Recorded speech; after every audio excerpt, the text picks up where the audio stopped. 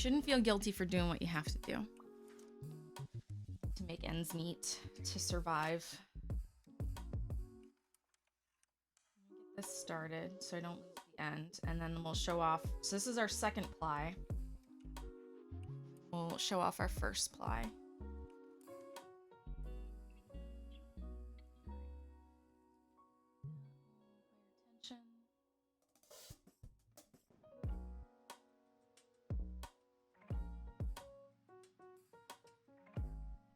You all can check out the back of my head. So this is our first bobbin. So this was our first ply. It's delicious. So we are doing 4 ply socks. So there's gonna be 1, 2, 3, 4. So this is ply number 2. If anyone has questions about spinning, please feel free. We're question friendly here about all sorts of things.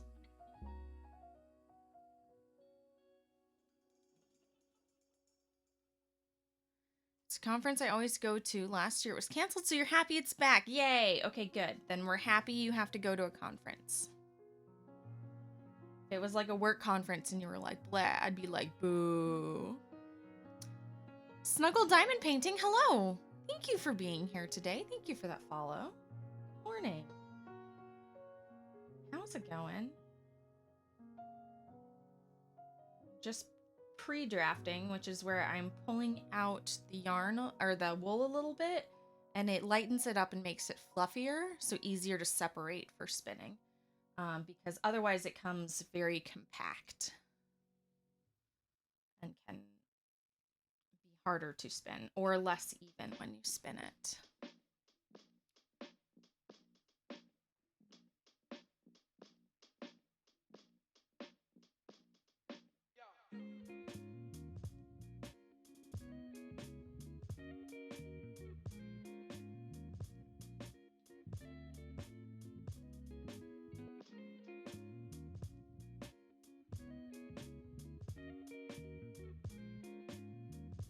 Making cinnamon rolls and diamond painting. Well, as the name suggests, very on brand for you. Cinnamon rolls sound delicious, though. I cheated and I had rice pudding for breakfast. But it was homemade rice pudding that I made after stream Thursday. Because I said it sounded good, so I made it.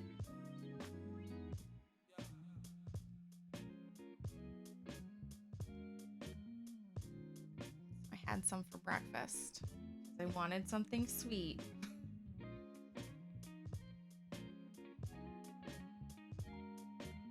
And now I'm an adult living the dream.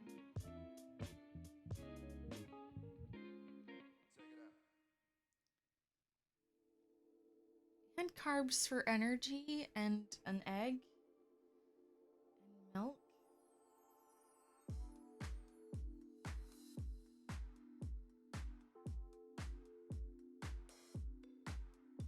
Also a lot of brown sugar, but that's fine.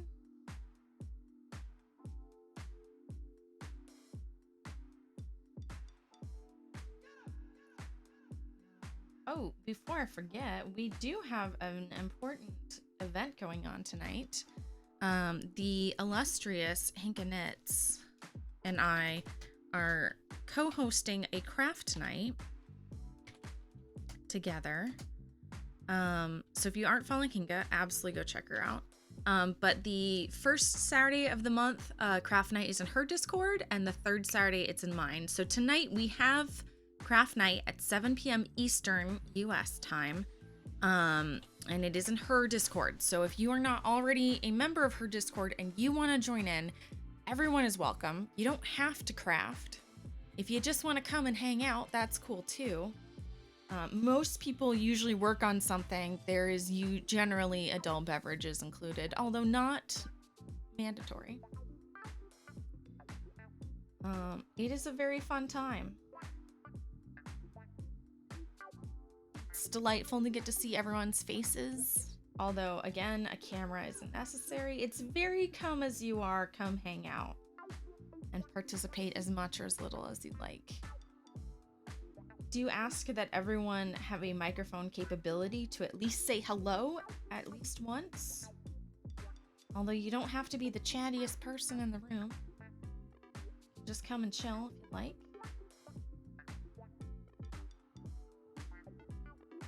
But we do want to at least say hello to you.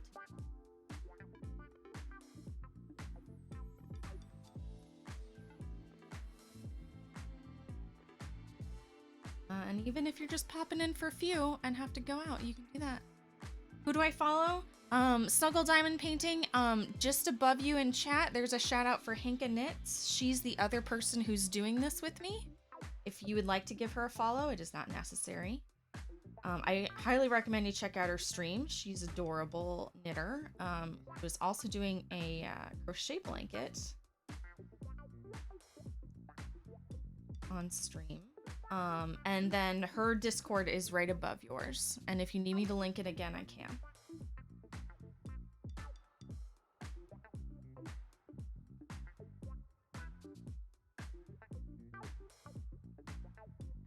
We had both been wanting to do a craft night like once a month, but we were worried about stepping on each other's toes. So we decided to join forces, and now it's twice a month, and it's delightful. It's roughly every other week. It's the first and third Saturday, although in May there were 5 Saturdays, so we all took a break.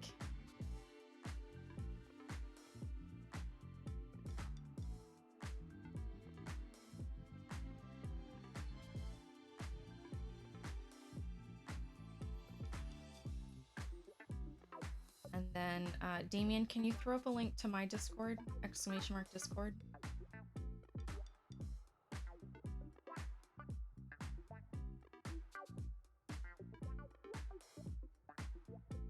Thank you.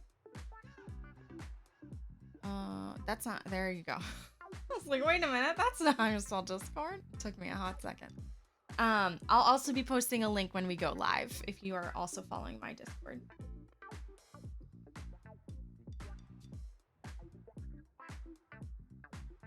Like if you need a reminder.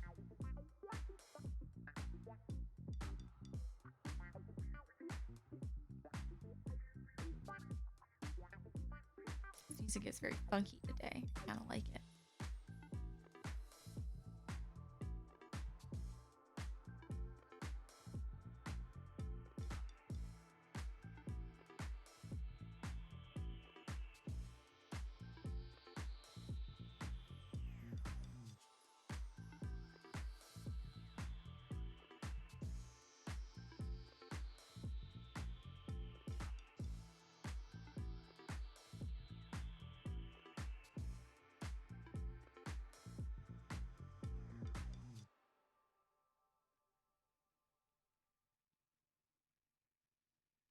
It'll be a very fun time.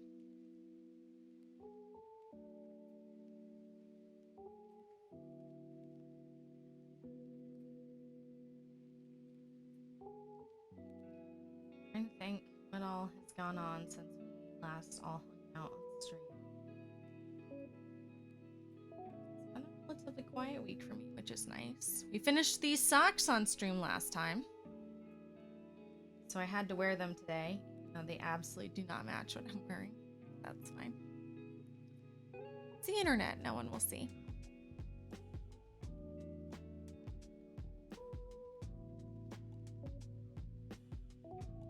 We are... I was trying to make Tuesday like an other kind of crafty hangout day, but I think we're going to go ahead and do a push. I've been in a spinning mood to go ahead and spin up the rest of these socks Tuesdays and Thursdays.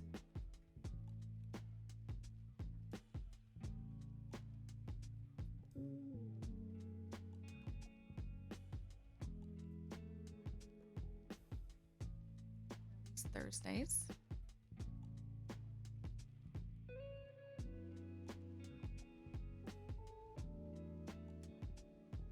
We're just hanging out. It's a quiet weekend here, which apart from craft night, thank goodness. Doing a lot on the weekends lately, which is good because we're finally able to like see family and hang out, and I'm just happy to. not have to go anywhere or do anything this week.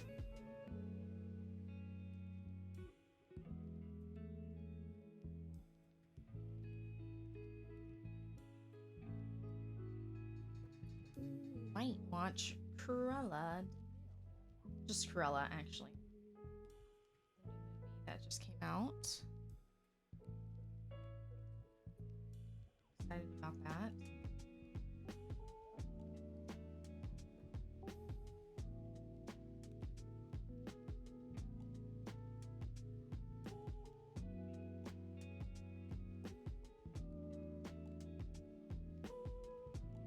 Has anybody seen it yet?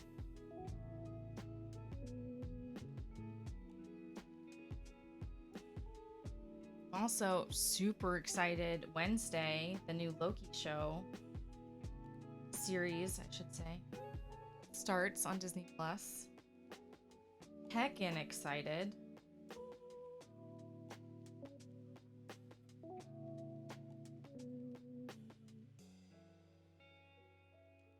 looks so good.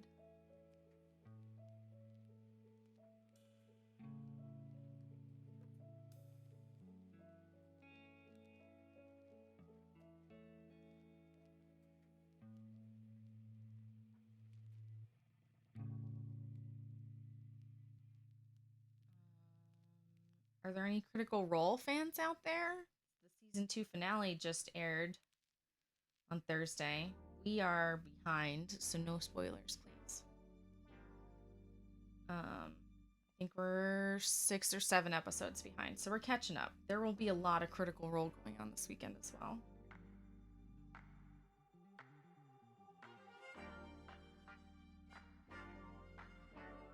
We're gonna see Cruella last weekend, and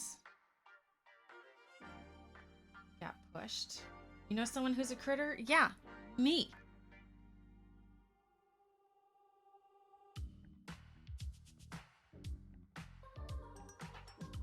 Started watching Critical Role off of YouTube reruns on the couch, cross-stitching. Have not looked back.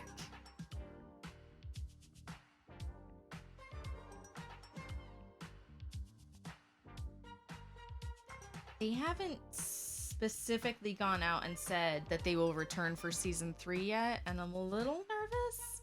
But also, I have everything blocked, so there's no spoilers. So I wouldn't know if they've announced anything.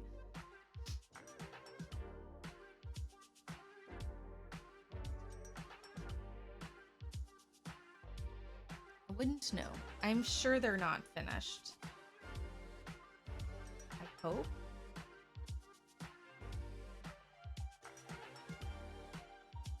I also enjoyed last time they swap seasons between season 1 and season 2. They had a lot of really fun one-shots where everyone else took turns being the dungeon master and all sorts of different fun themed games. So I really hope that they do more of that while everyone kind of takes a break for the summer. That is super fun as well.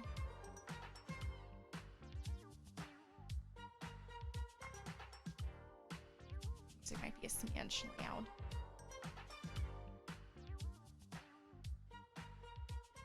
Ginger Zone, hello! Is spinning hard to do? No.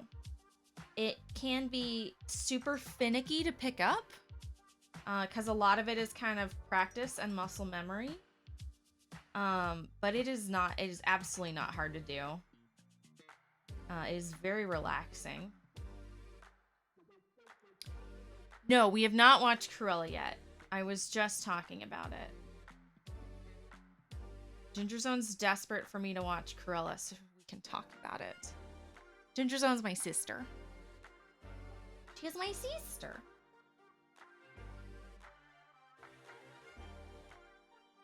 The plan is to watch it this weekend. But also Critical Role just had their season 2 finale, so we're trying to catch up on that as well. It's a nice problem to have, too many things to watch. Ginger Zone, how are you? I'd ask if you were just getting home, but I think you're done with overnight shifts now. Made John watch it with me, and now I want to watch it again. You should. Also on Disney Plus, I noticed that Raya and the Last Dragon, the other movie that had previously been the premiere, has now been released for everyone to see. I think they only do one premiere access movie at a time.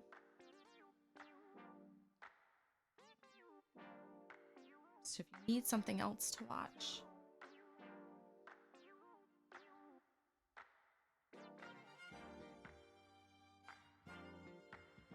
Crazy Sherbert, if you're looking into doing some spinning, I recommend getting like a drop spindle. They're very inexpensive. It's how I learned to spin. It's much easier to stop and to start. And much cheaper. And if you find that you like it, then you can start upgrading or not upgrading as you want. I still have mine. I still use it. It's nice for portability. Well, I say I still use it. I'd use it if we went somewhere, but we don't go anywhere. Go nowhere no more. Scott! I know you're doing the other thing. Hello. That Cooper emote looks so stinking cute. That's Scott's dog, Cooper. He's the goodest good boy. I'm a big fan of that dog.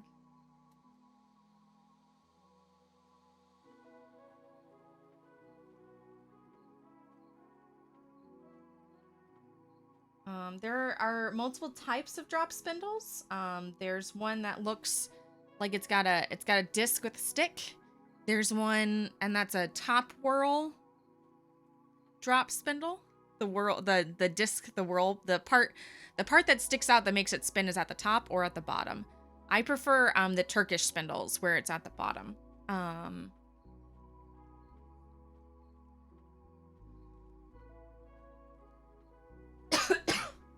And those are Turkish spindles are very fun because they're much easier to stop and start because the way you wind it, I think. Personal preference. But it's my show and I'm biased, so hanging in there, mouth still very sore, but trying to get some projects done and relax. Very much done with overnights. Good.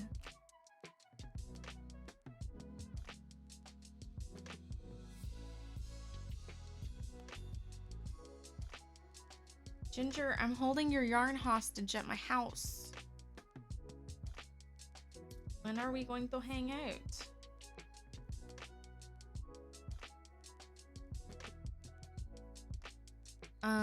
Crazy Sherbert, before I forget, I'd also recommend, so don't get really crappy. So for art supplies, there's 3 different levels of art supplies, right? There's like student level, there's like moderate artist level, and then there's like master level. So you buy the best you can afford at the time and upgrade as you go. For fiber, you can get a lot of the fiber is the same price unless it's like an exotic or a special blend. Everyone does merino. Don't start spinning with merino. The staple length, the hair length is much shorter, so it's harder to spin. So just find yourself a color that looks pleasing to you, that you'll be happy to spin, because you're going to have to stare at it for a very long time.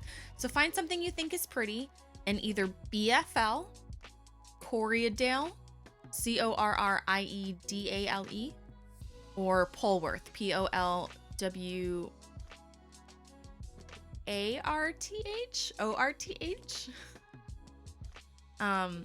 Corriedale, Polworth, and BFL are not as smooth. They have a little bit more, they have more crimp. The hair has more crimp to it, so it's a stickier fiber, so they're much easier to spin for beginners. And they'll make the exact same yarn at the end. Perfectly lovely. BFL is my favorite for socks. And they'll be much easier to spin. But buy yourself a braid of something nice and just practice. That's my my suggestion for beginner spinners.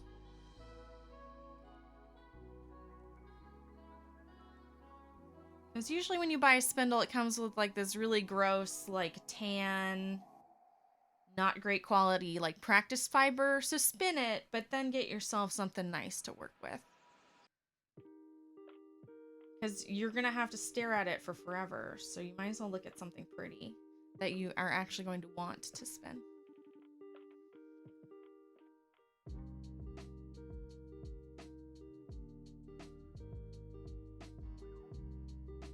Did a knit picks order, Ginger's Own and I, and we split. We did a knit picks order, and we did it all as one order to split it to save on shipping. And so I am holding Ginger's Own's yarn hostage at my house. It's gonna help you so much good. Excellent. If you have questions, feel free to ask.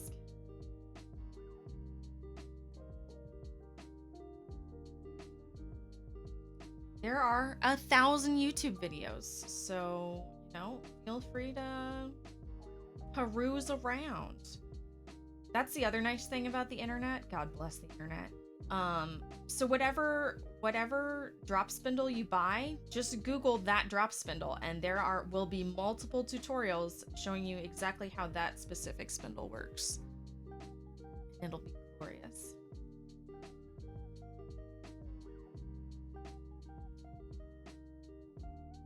There is a review and a video out there for everything, and it's magic.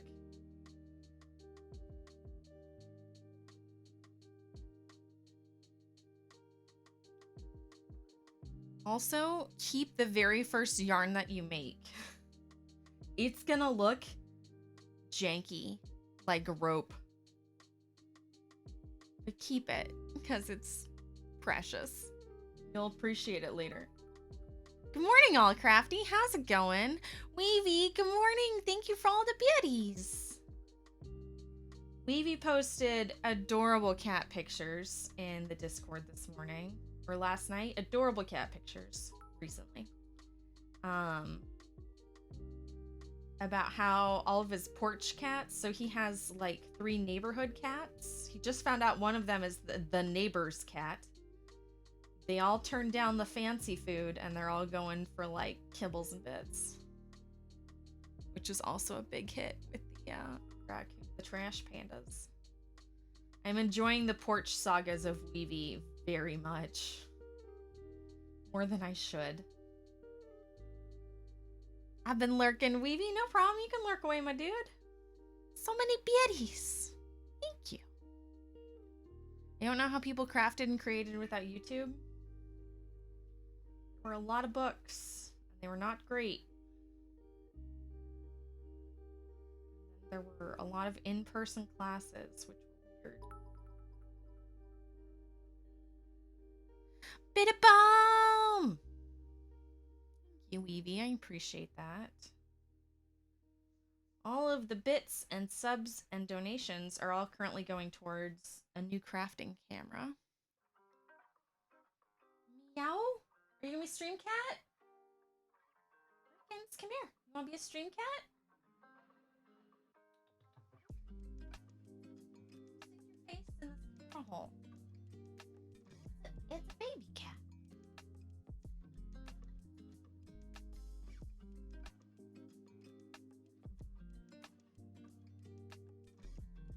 Wanna get picked up? Get picked up? I'm gonna pick you up. Do it. Here. Here.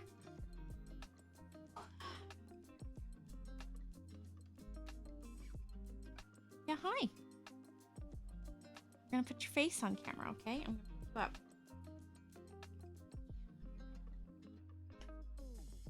Just gonna switch. Nope, don't go on my desk. Don't go on my desk. No. Just be cool. Kitty, be cool. Here we go.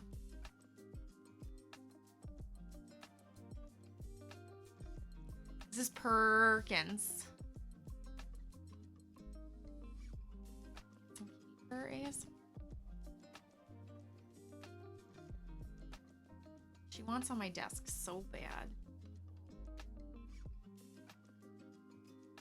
Girl? Not certain how you feel about being up here, but you like the scritches. The scritches. We have 3 cats. This is the baby cat. Oh, hi. What you doing? JZ, good morning, my dude. How's it going? We're hanging out. We're spinning some yarn. Right now, we have a cat. A pot. We break for cats on the string. Want some coffee? No. Sure? No.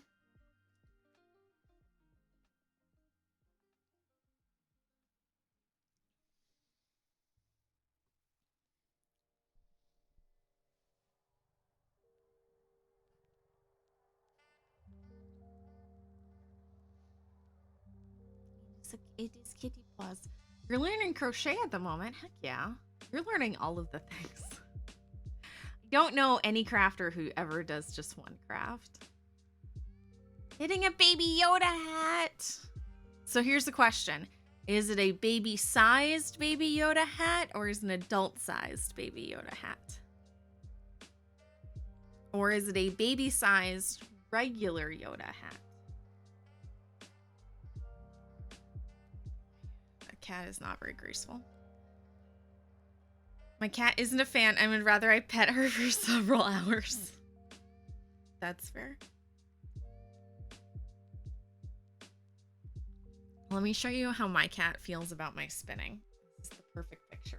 Hold on.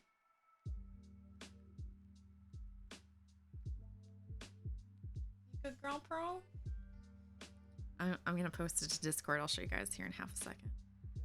She just is sitting on my crafting chair looking forlorn.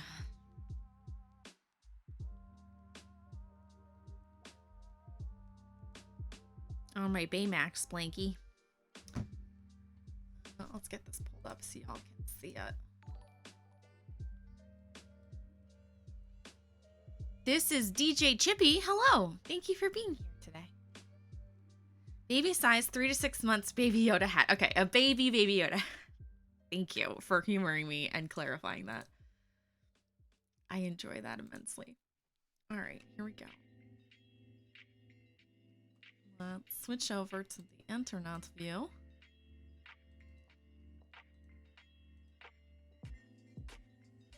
There we go. There's my baby girl. This is Pearl. And she is currently sitting in the craft chair, which is like directly behind the spinning wheel, staring at the spinning wheel, looking forlorn because the spinning wheel is the reason she can't sit on me today.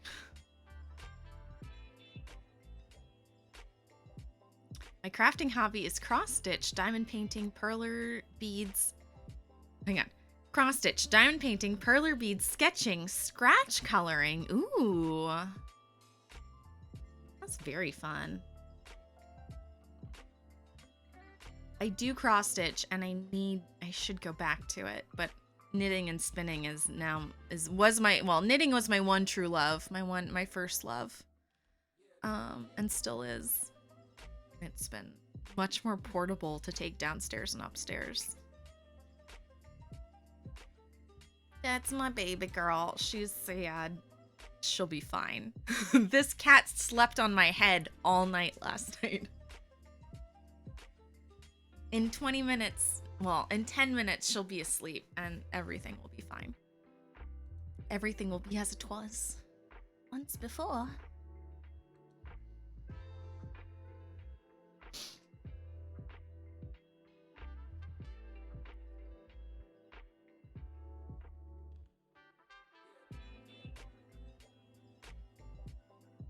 Trusty black pillowcase so y'all can see this fancy pastel yarn against my pants.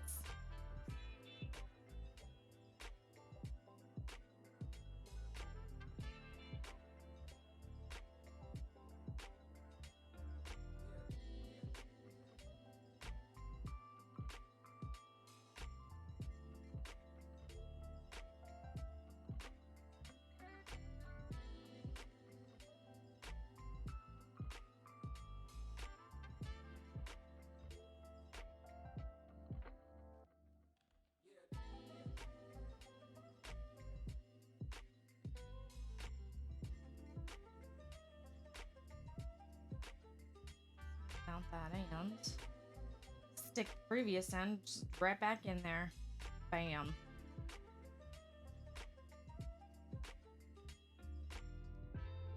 I think spinning is a very easy hobby, an easy craft to do.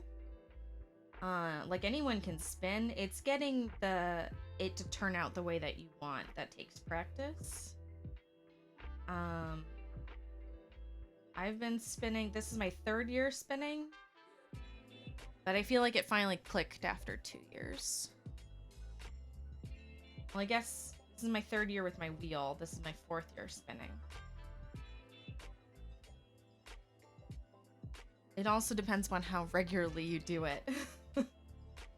There are a lot of I think there are multiple groups. I can't remember who the original person was who set up the idea, but there's an idea that basically, and I'm sure if you do Camp Spin 15, you'll find it. But the idea is if you spin 15 minutes every day, it adds up so much. And then it keeps your muscles going, because spinning like knitting is a lot of muscle memory.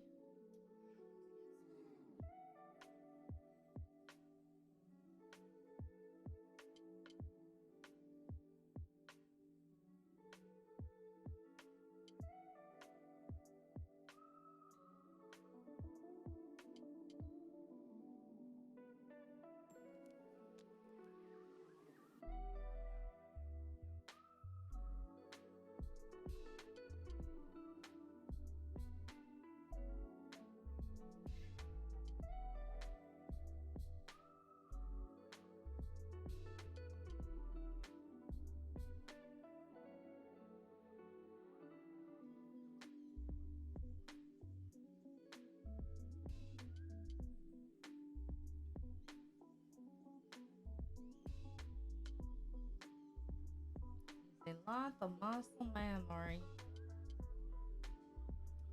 Trying to think of like stuff that I'm currently knitting, but I'm knitting a bajillion things at once. Where's my favorite place to buy roving? My favorite place is I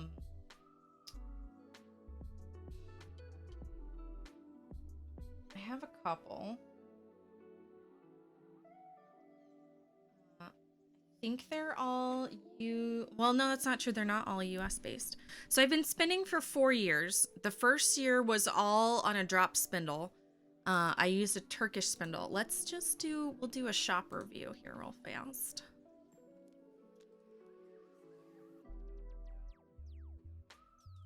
They are all on Etsy, so if you have mixed feelings about Etsy, I can't help you. Here, we'll do an internet review real fast. Interwebs. Switch, boop.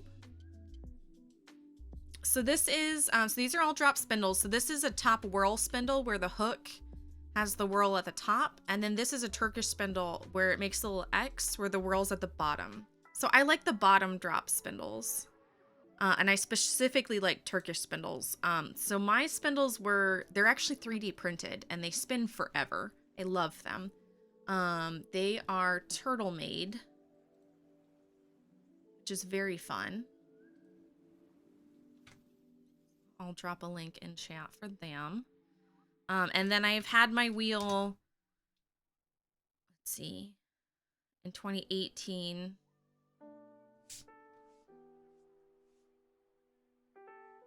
2019? 3 years? Has it been 4 years? Maybe 4 years. Yeah, because it was not 2019, it was 2018. Yeah, so I've been spinning on the wheel since 2018. I've been spinning on a spindle since 2017. There we go. Turtle Made! I love Turtle Made. Fiber that I enjoy immensely is the fiber I'm spinning right now, and I highly recommend this for beginner spinners because they have a ton to choose from, so it looks really nice. Although everything's a blend, so I don't know how I feel about that, is Jakira Farms. Jakira Farms. So this is what I'm currently spinning, and it is a blend. It's just gorgeous. Most of it, the problem is a lot of it has like silk and other things mixed in, so it's not always the best to spin for beginners. Their mixed BFL though is really good for beginners, because the thing it's mixed with is like a white BFL and then a little bit of brown or a little bit of black BFL, so it gives it this really cool color shade. So this is what I mean when pick something fun that you're going to want to work with. JA Creations, thank you for the follow. I'm sorry if I missed you earlier. I hope you're still here. Thank you for being here today. I started to knit or crochet for half an hour every morning. I get so much done now. Yes. Yes. So I have had a goal since the beginning of the year to spin 15 minutes every day. And if I skip a day, I can make up for it the next day, but I can't skip more than 2 days in a row. And the only caveat to this was on days where I was knitting for Sock Madness in the competition. I did not have to spin or follow that rule. And so far I've kept it up. I'm so proud of me. Yay me. But I'm doing great, and my spinning is becoming much more consistent because of it. So I do recommend, you know, just make 15 minutes for yourself to do the thing you like every day. I crochet, but I do not spin, not yet. That's fair. I can't crochet. My wrists do not enjoy it. But I have a very high respect for it. My sister, Ginger Zone, made me this adorable crocheted bell bag from Animal Crossing. Look how cute this is. It currently has a sock in it. That's the sock I knit on during meetings because it's vanilla, so I can be knitting it down here and looking up and be like, You love to watch people spin though? That's how I got started, is I was mesmerized by watching people spin, and then I got sucked in. Other people I enjoy. BZB has, if you're looking for more natural fiber, has it's gorgeous, darling. And they're undyed wool. A ton of really fun stuff to work with, like this Coriadale. Gorgeous. Great for beginning spinners. I love this chocolate swirl. This is new. Shetland silk. Save that for later. This oatmeal BFL, I'm going to make a sweater with. I'm convinced someday.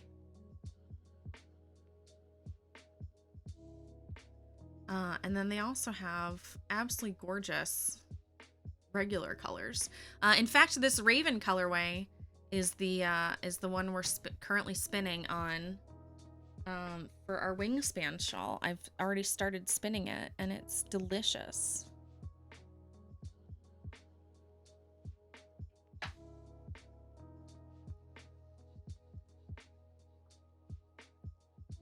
My sister's sock along sock is in my bag too. Yay, Ginger Zone, we're matching. Stares at fiber. All right, so let me drop a link for BZB. And then, because I know we have some UK stuff. Stacey starts shopping on stream. I'm not buying anything, but I had a second there where I was like, ooh, what can I make out of that? I had a moment. We're good. We're back. We're reeling it in. Gotta run. We'll definitely be back. Thanks, JA. I hope you have a lovely weekend. Enjoy. Yarn Crafter's Corner, good morning. Stares at fiber. You and me both. I will stare at fiber and like imaginary spin and make a project out of it. This is my favorite hobby to do when I'm bored at work. And then for the UK folks, someone I have not purchased from before, but I desperately want to. I think there's two. There's Shepherd's Hut. UK? I'm spelling this wrong. Shepherd's Hut, UK?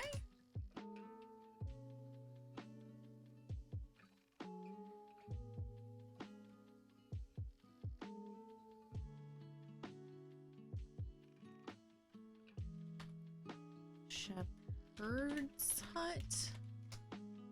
Maybe they're taking a break. Hang on, let me do some investigating. I'm now doing that with wool. Imaginary wool shopping is the funnest wool shopping. Peanut butter jelly time.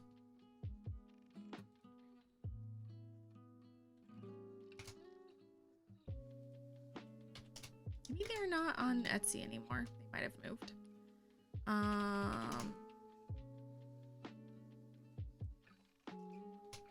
on, I have a UK shop. I will find it.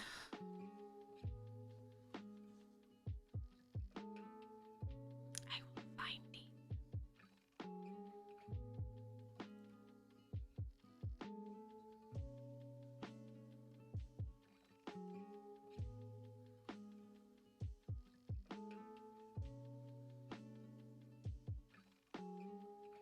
If I want to be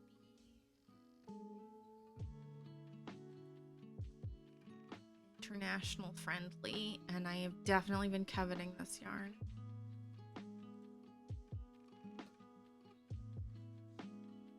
I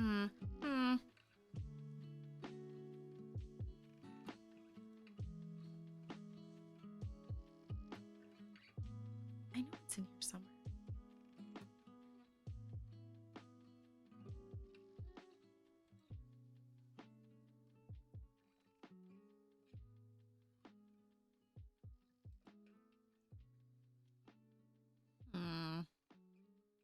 Well, that may be all you get today. Sorry, kids.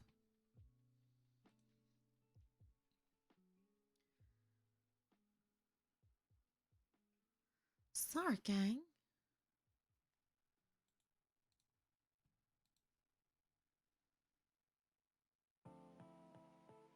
Wait, there's a book called Murder Hobo Inc. I'm gonna read it. That is because I was a literal murder hobo while playing Fallout, because for the longest time I did not have a house. My slogan is, if I can't kill it, I'll steal it. And I'm also a pack rat, and I take everything. And I just saw that in Fallout, for the latest update, that they increased your stash capacity, and now I desperately want to play some more. Hang on, we're doing one more search, and then we'll get back to spinning.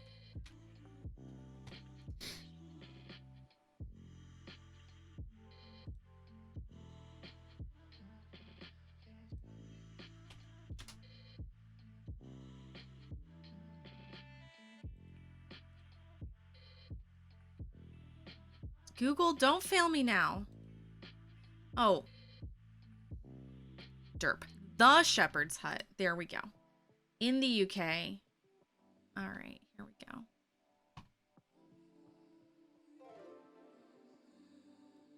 Damien, thank you for the host.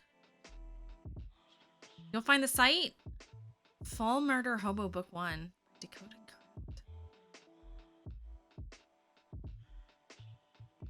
Hold on, we'll bookmark that. So the Shepherd's Hut is in the UK, and they have the most delicious looking fiber, all sorts.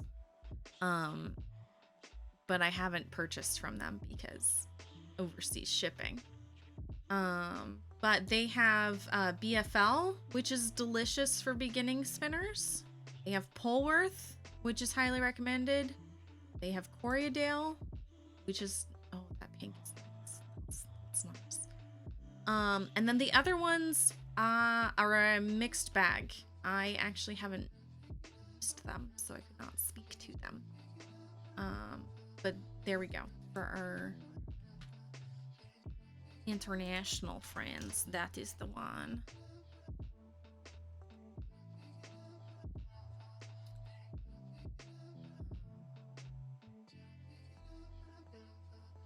Also, oh, that's a lie. There's one more, and I believe they're in Germany.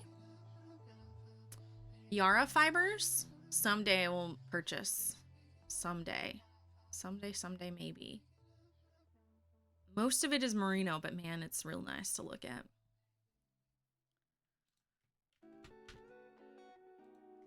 Here we go. That's the atomic staple roundup.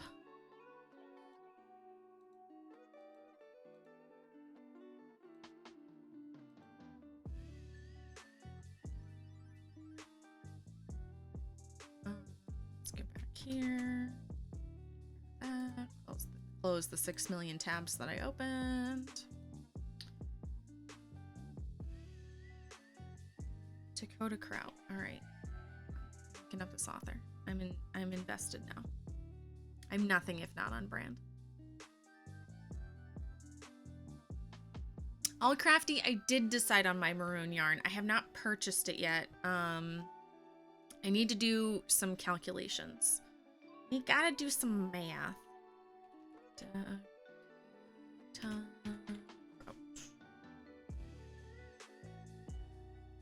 Full murder hobo, #1. Something.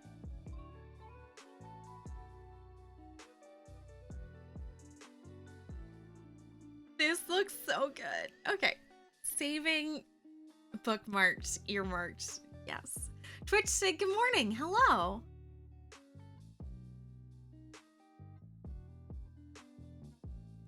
Good morning. There was something else I was gonna look up.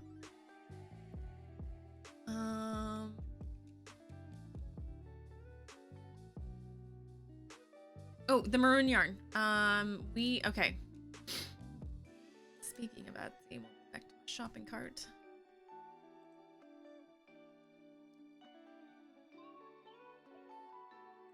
All right, here we go. So I did decide we are going with the treasure goddess berry.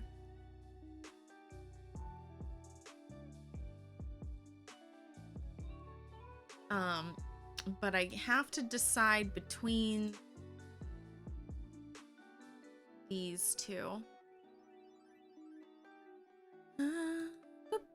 So there's the magenta wine, which is cashmere and 600 yards, or there's just the other one that we picked, the cranberry burgundy, that is, or two of those. So I need to figure out how much yardage I need, and I need to figure out if I want the cashmere or not.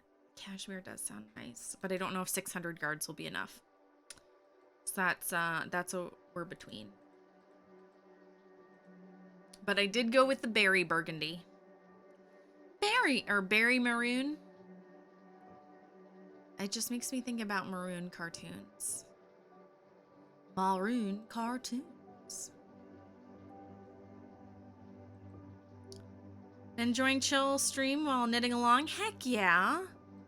I automatically assume everyone is just lurking because I lurk in everyone's stream all the time because I'm like lurking while I'm at work. Or because I'll have Twitch up on one monitor and my work up on another, or usually I'll be sitting on the couch knitting and I'll put it on the TV like a TV show, and I'm like, if I feel extra inspired, I'll pick up the phone and chat. Otherwise, I just watch Twitch like TV. So I'm glad you're enjoying the lurking. I hope your weekend is going well.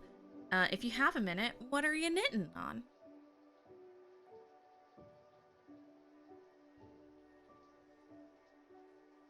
Damien, are you drinking this coffee? Does it taste slightly off? I think it's just because you made it extra strong and that rice pudding was extra sweet.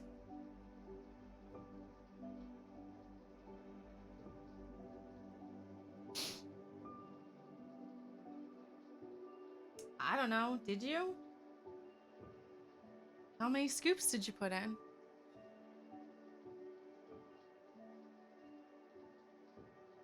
Looks interesting, but it seems to take up a lot of time. Why not? Eventually I will.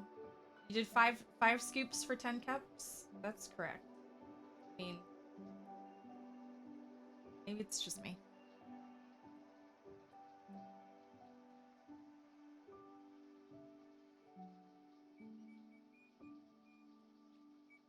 I don't know. I'm so confused. I'm asking Damien all the hard questions. I can't get the coffee right. Guys, if you have a husband and he goes, you do it best, you teach that man how to do it. Because otherwise, you won't be stuck with it forever.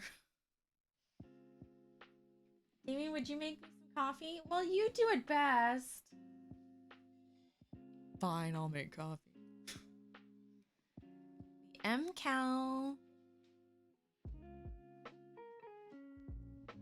Duchess Mari. I haven't heard of this MCal. Definitely look it up. Are you enjoying it? Is it nice? Is it too soon to tell?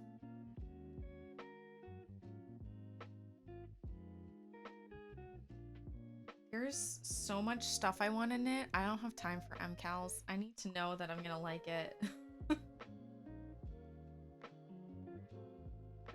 There's a couple designers, if they ever did an MCal, I would absolutely take part in. But for the most part, there's so much I want to knit and do.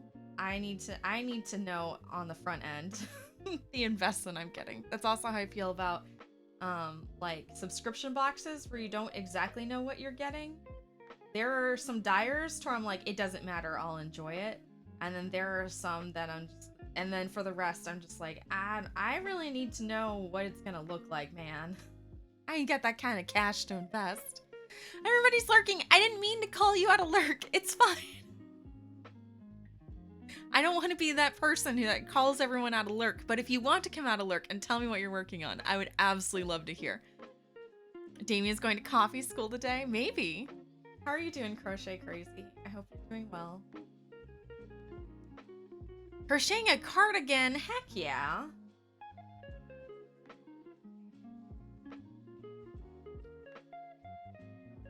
I want to get back to knitting on my sweater, but now I'm just in full like finish everything else mode.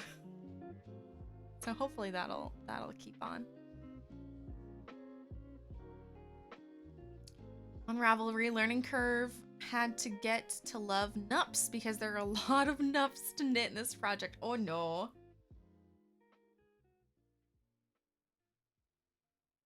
They can be really nice, and then they can just be the biggest pain. That's also how I feel about baubles. I have very mixed feelings about baubles. Like, they can be nice here or there, but when it's just a bauble sweater, I'm like, no thank you. Lava Pingu, good morning. Hello. Well, happy time zone. Hello. Crochet Crazy's doing good. Excellent.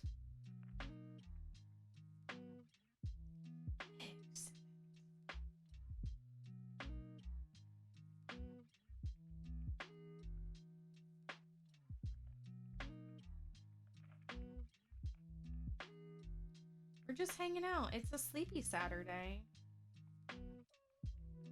I'm exhausted. It's been a long week. That's what the weekend's for. Happy time zone. I stole it and I love it. You're a big fan of the Estonian button stitch instead of baubles. Ooh. Hold up. I want to look this up. Estonian button stitch.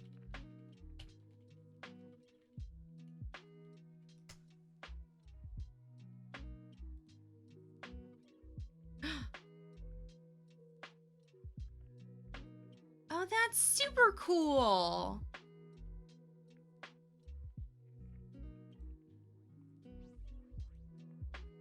I love this texture. This is delightful. And then they just kind of pop out. That's super cool. Yeah, not the baubles. This is baubles.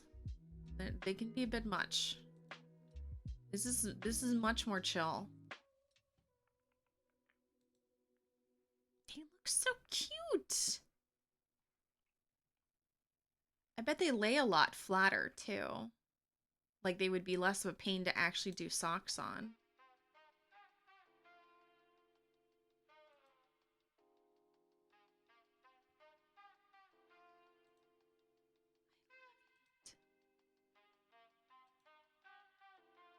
I love it. A lot easier, yes. Yes.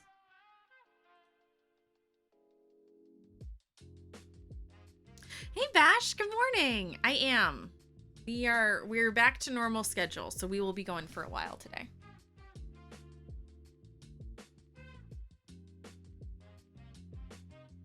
Jay-Z, thank you for sharing that. I am absolutely gonna do some research into that. That is way cooler than baubles.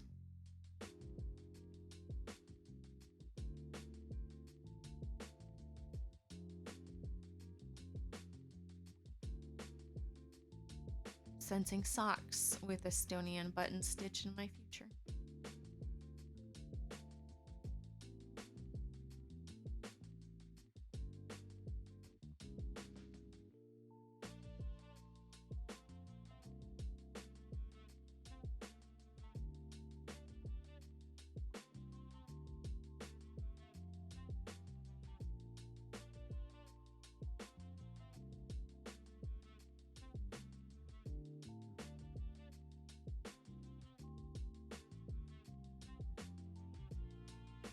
Need to add a GIF that's like the more you know when we have a learning experience.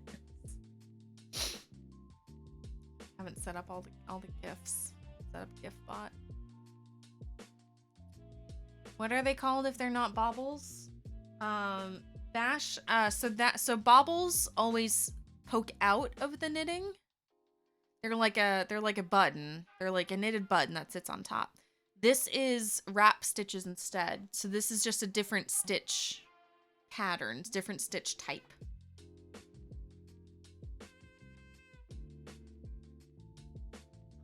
So there's NUPS, N-U-P-S. Let's see if I can find a good example of NUP.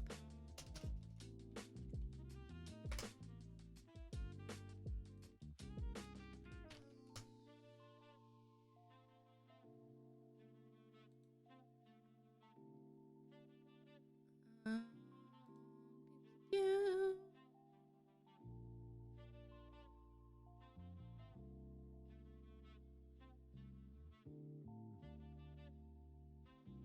Yes, this is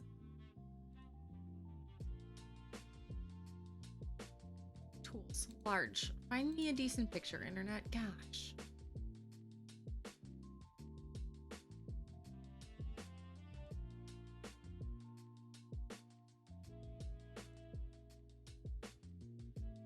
Internet, why you fail me now?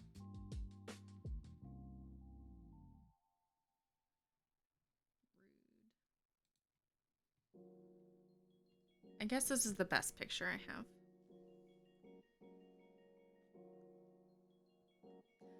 A NUP is very similar to a bauble, but it lays a little flatter. It's like a little knot. Oh, that's not what I meant to do. Hello, you can see my face. Here we go. It's usually used in lace, and it gives it that like lily of the valley effect. So it's like a bauble, but it lays flat. So you'll see it a lot like this, where it looks kind of like a lily of the valley kind of thing.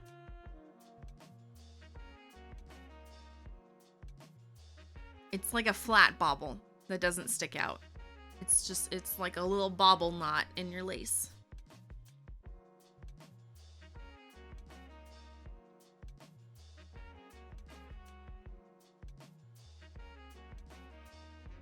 I once thrifted a hand-knitted sweater and it had some awkwardly placed baubles right on the chest. Hello!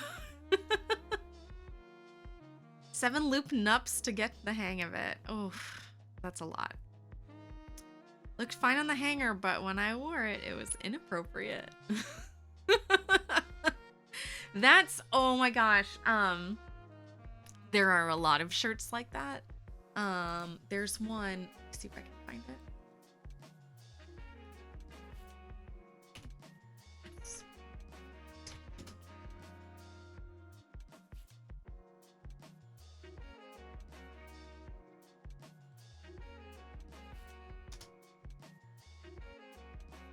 Here we go. This is the one I'm talking about specifically. It looks adorable, but when you wear it, it just looks like it says boobs right across your boobs. It's saying ooh because it's Toy Story Alien themed, but it is definitely selling something. it's not great. It's kind of one of those things where I just want to be like, I'm not certain how well thought through this plan was. It just boobs. And I've seen people wear it. And I wouldn't recommend it. I mean, sometimes it pays to advertise.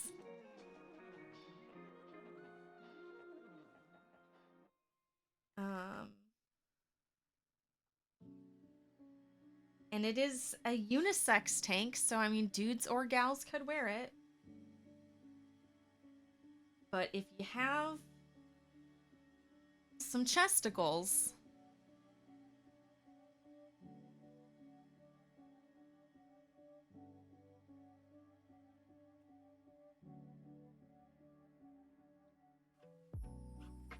so I know exactly what you mean about having those bobbles in the not quite right spot. Hello, look at me. But I mean, sometimes it pays to advertise. Sometimes that's not the effect you're going for.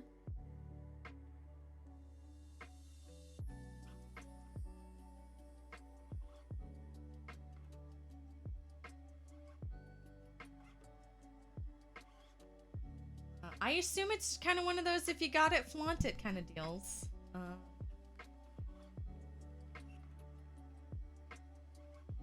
Whatever.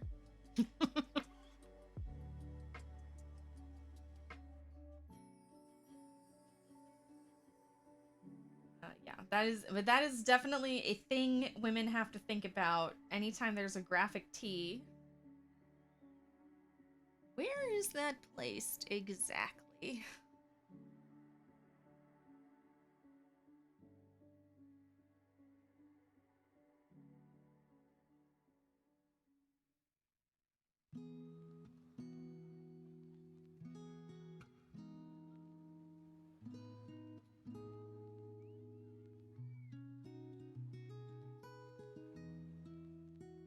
Especially those shirts that have like a face on it.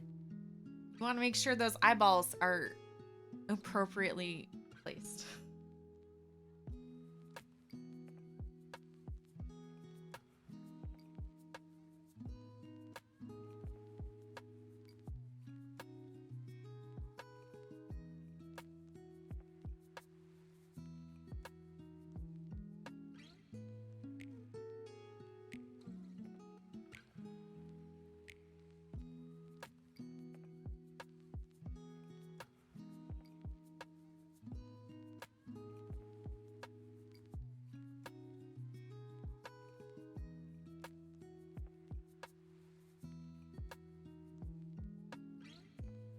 Misadventures in marketing is a very fun thing to Google occasionally.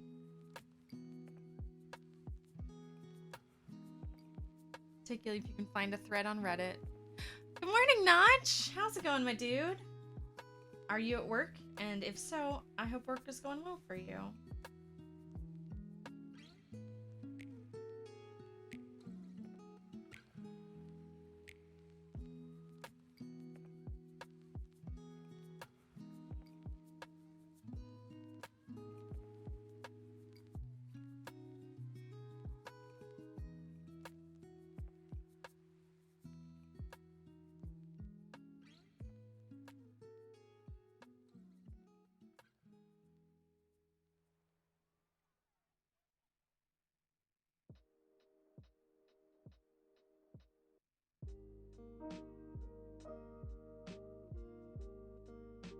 I think that's really all that's been going on with me. Now I'm just spinning away.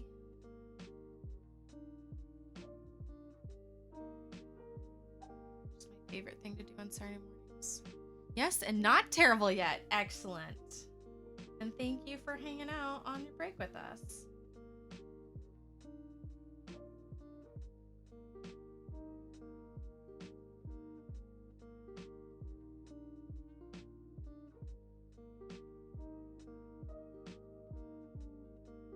You know, this week was a short week for a lot of Monday to Friday 9 to 5 folks because of Memorial Day.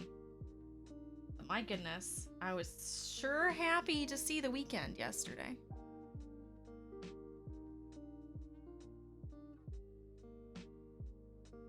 You're a minor math nerd. There's a physicist at Georgia Tech studying the physics of knitting. Heck yeah. Heck to the yeah. It's a lot of, I bet whatever his findings are have a lot of thurblings in them. Thurbling is a unit of motion. So it sounds like it should be an alien from Star Wars. So the whole point for knitting is you thurble? A thurble. Sorry, a thurble of movement, not a thurbling. I made it into a creature. You did a dungeon yesterday and survived? Congrats, Notch!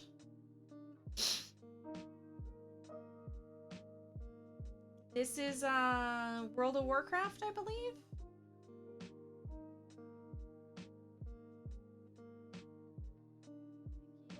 When the Damians do the dungeons? Thurble. A thurble is a unit of a measurement of movement, a unit of movement. So the whole point is you want to you when you're knitting repetitively, you want to do as little movement as possible to minimize hand stuff. Ooh, one sentence from the study.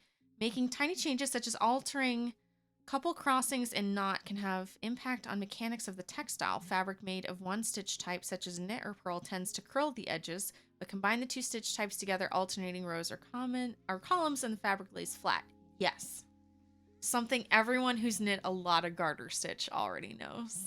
A lot of garter or a lot of stockinette already knows. But I'm interested to see him dive in further. I'm very excited. I would love to see the physics as to why knit is the way it is.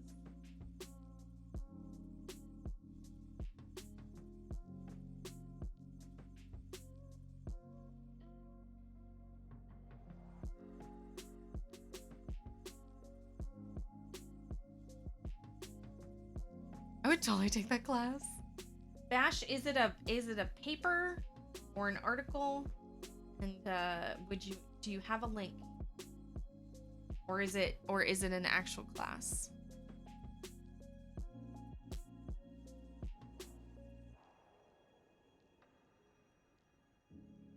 Don't mind sharing. We would all be very interested. Your aunt-in-law knitted a couple pairs of socks. Warmest pair of winter socks ever. Well, the nice thing is if they're not too thick, if they're just a regular fabric, like the socks that I usually knit, they're just temperature controlling in general.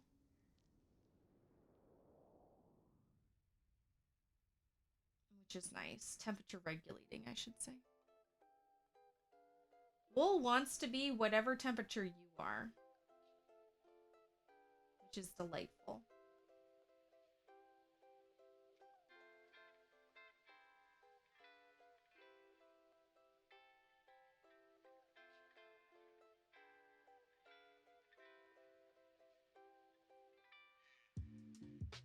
Way less stinky than cotton.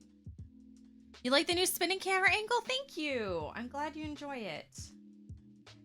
Basically, I had to flip-flop the mic stand and the camera, and it took a lot of moving. I'm glad you're enjoying it, though. Back from your walk, shared a picture in Discord of a tired little weenie dog. I want to see a little pooped wiener. Oh, did someone have to be carried home? That tongue is so cute. That tongue. Look at this little guy. He got tuckered out.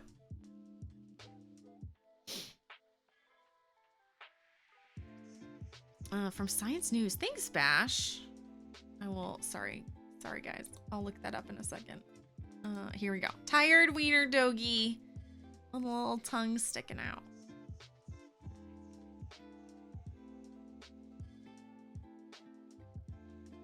I know that people knit stuff with, yes, people brush their pet hair and will spin things with it. And some of it I'm like, well, that checks out. And some of it I'm like, no, thank you. I don't need to make yarn out of my cat hair or dog hair. I'm good. Some people keep bunnies, like Angora bunnies, to make Angora wool. Like, Strange Knits has two Floofkin bunnies, Floof buns. But they're also bred for their hair. I mean, technically all wool is just hair. Don't think about it too much. It'll weird you out. It's just, wool is just sheep hair. It's all just hair. But there's a difference between being bred for it and being like, come here, Fido. And I'm like, no. That's where I draw the line. Too much.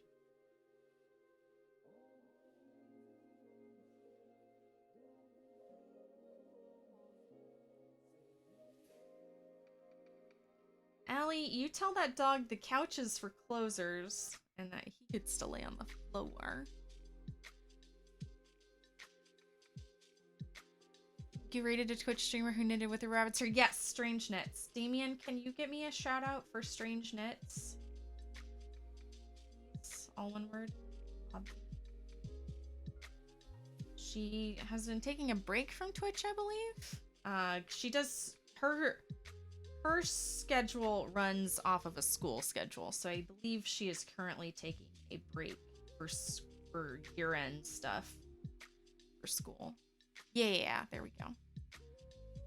She's got 2 buns. I believe it's Neil and Ozzy.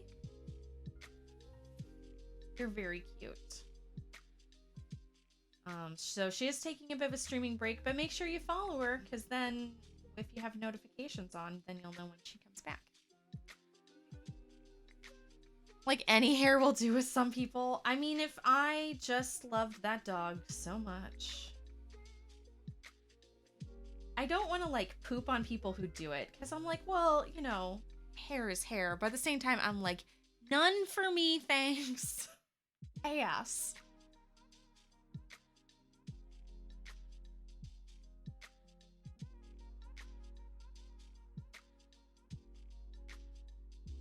Also, it would really have to depend upon the pet. Like I have short hair cats and their hair is way too short to spin. And we have enough problems with short hair cats. I don't need long hair cats. She drank a lot of water and is now sunbathing as she naps on her blanket. Such a queen.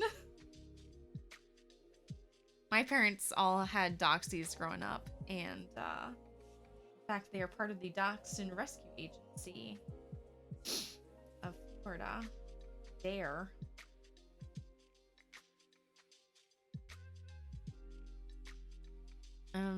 When my parents' dogs come in from a walk and they're hot, they go straight to the kitchen and flop over on the tile, because the kitchen tile is the coldest thing in the house.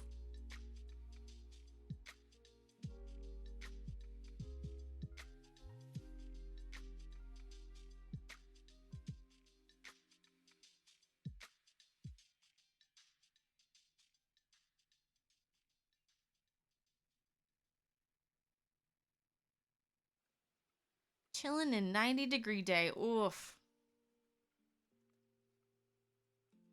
Yeah, it's too hot. We're not going outside today. Done. Yesterday it finally rained, which means today is gonna be hot and sticky AF. She's in the toy bin. She rutting around, or is she knocked out? Because my favorite is when they go over to the toy bin and then fall in and nap. Mixed in with people's long hair. Okay, people hair does not spin well. Because most people hair doesn't have any crimp to it, so it doesn't stick together. And it would just be very ropey, stringy. You would not want to knit with it if you did manage to spin it. Don't spin people hair, that's weird. Have you ever seen that Victorian art where people would like take clumps of their hair and make like lace out of it? Because those things are definitely haunted. Why did I break the fluff off? Notch, if it gets too thin, what I'll do is I'll pull it out and I'll go back and I'll redo it again so it'll thicken up. Oh. So if there's a thin spot and I don't want it to break, it's basically a way of reinforcing it, and I just add a little more floof. And then sometimes it just gets too thin and it just pulls off, like when I'm not paying attention.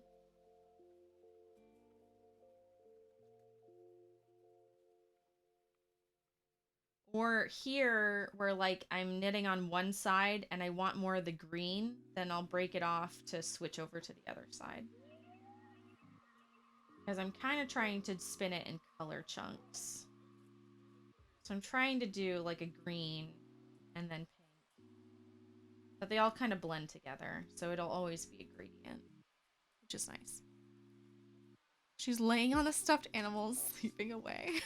It's adorable. That dog is living its best life, and I respect it. I'll save mine for a tow rope. And don't want to wear a shirt made of human hair. Weren't those like torture? Weren't hair shirts like torture devices? Notch, enjoy the rest of your day, my dude. I hope work goes well.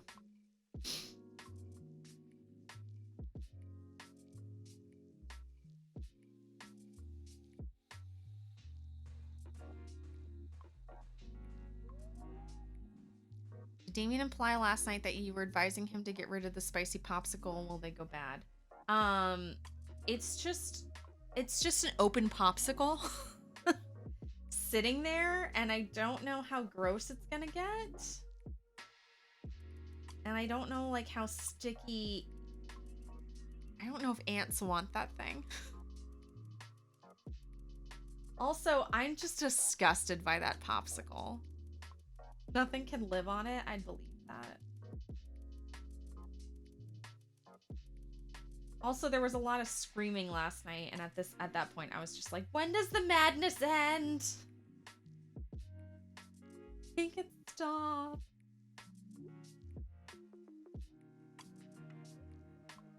Because there's no like container for it. It's just sitting in like an open Tupperware. It's just sitting in stuck in a cup. And all gross and sticky. And I was just saying if it were me, I'd throw that thing out after a week. Mostly last night, I was just trying to tell Damien it was essentially a school night for me. So that the popsicle needed to end at midnight because that was the rule earlier in the week for school nights for Stacy, was the screaming had to stop at midnight.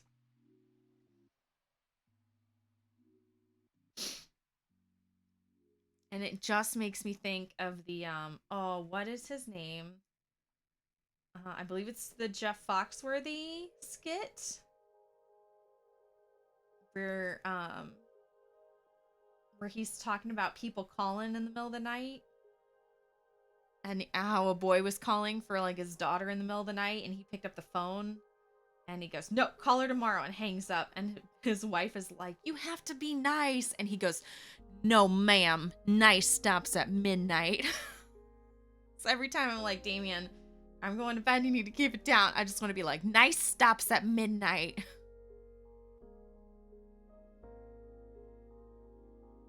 Rinse off and use more, or get a new one. And we're not, no. Please do not send a second.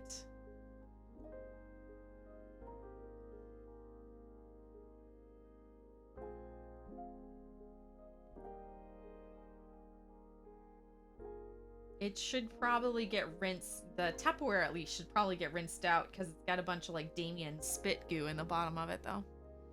Why do Damien's followers enjoy seeing him suffer? Bash, you tell me. Heck if I know, man.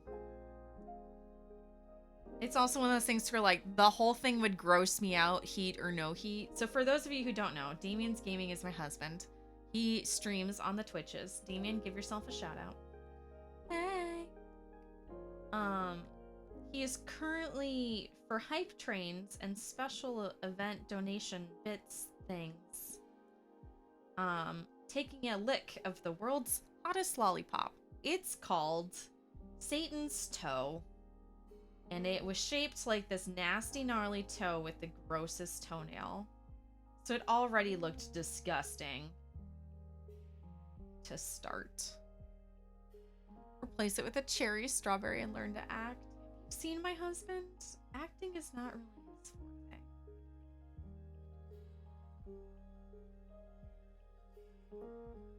Y'all get the genuine experience. As a man, I can say men never grow up. Anyway, so like this thing looks disgusting to me to start, regardless of how spicy it is or how bad it tastes. So I'm already like, make it go away. But it's also very interesting. Like he'll take a lick of it and immediately start sweating. It is too hot. Bros love to watch each other suffer. I mean, I'm assuming that's, I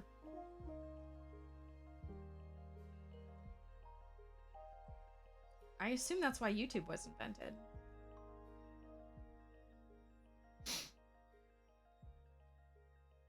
So that's why Jackass was such a prolific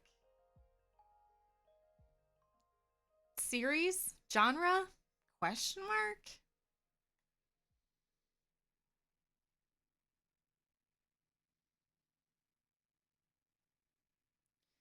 Damien's asleep at the wheel. Damien, give yourself a shout out.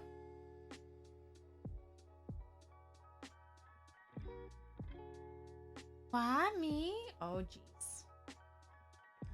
It was something. All the women were like, but why? And all the guys were like, this is hilarious.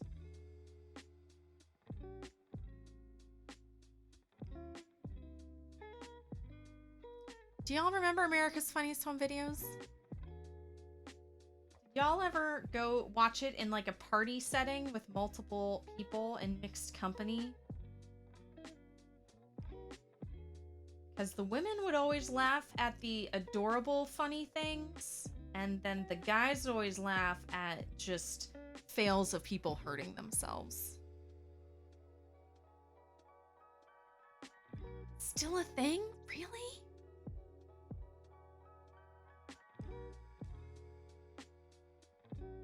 It was better when Bob Saget hosted.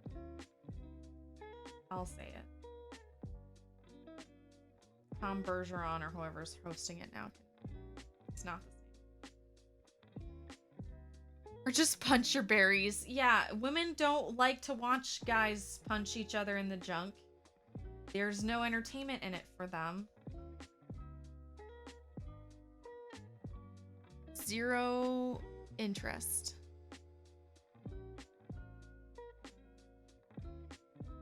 Idiocracy is turning from a comedy to a documentary. Should have stopped in the 80s.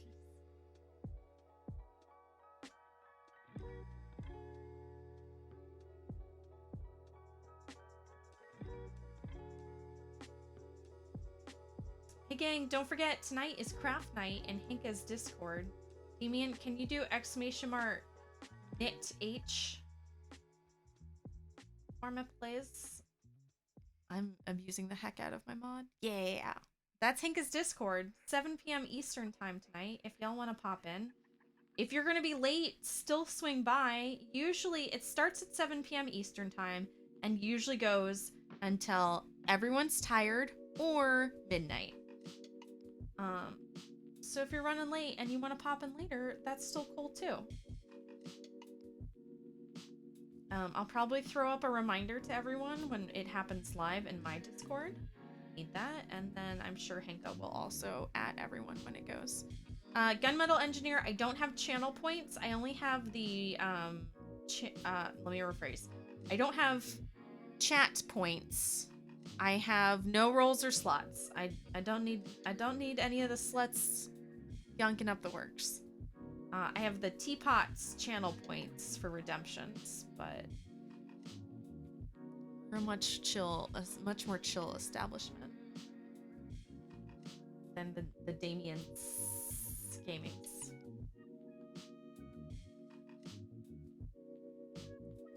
Some people have no chill. Fashionably late. It's true. Once showed sister-in-law a video of an idiot falling down an elevator shaft. When I thought it was hilarious, she thought I was a terrible person. Like, I wouldn't think you were a terrible person because you thought it was funny. I would just be like, but I don't think it's funny. Please don't show me that again. I feel so bad for that person.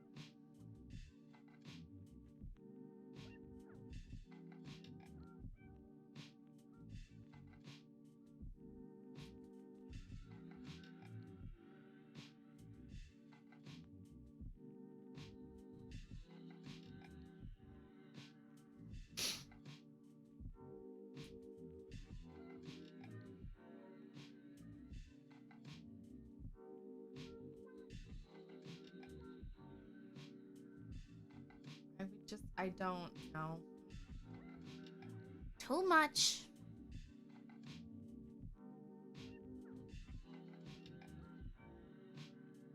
Let's put it this way. I accidentally, like, toe the cat's foot or go close to kicking her, and I feel like I'm gonna die. And I'm just like, no. Yeah, but did you die? No. Do I think it's funny? No.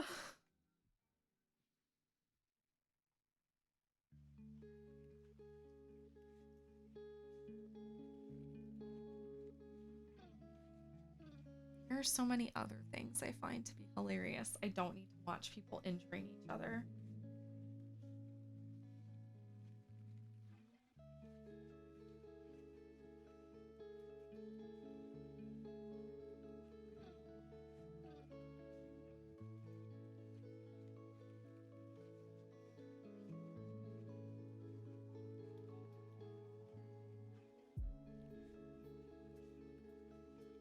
Also, I love a good pun. Man, I'm easy to entertain.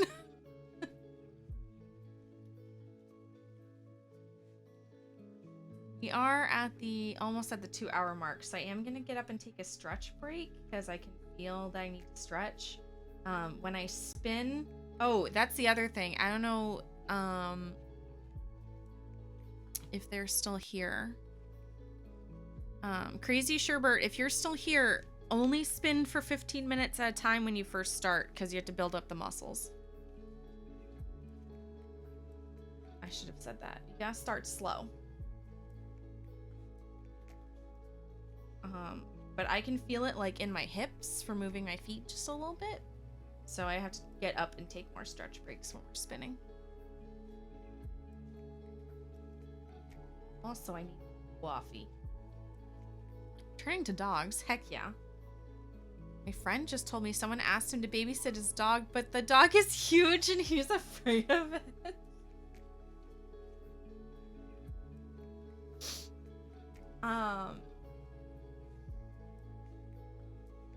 That's hilarious. I have also been in that situation when I was like in high school and or like just graduated, and they're like, hey, we're going on vacation, would you house sit for us? Also, there's a dog. And I'm just like, please let the dog be sleeping when I get there. But then by the end of the week, we're BFFs, so it's fine.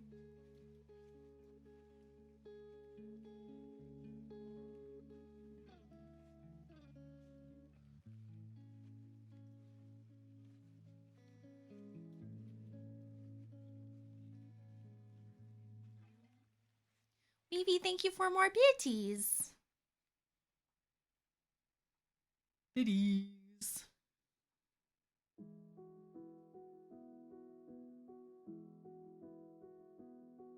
All right, if I just keep spinning, we're going to be here for forever. So I'm going to force myself to get up and take a break. Let's just pre-draft this out. So it'll be easier to spin when we get back.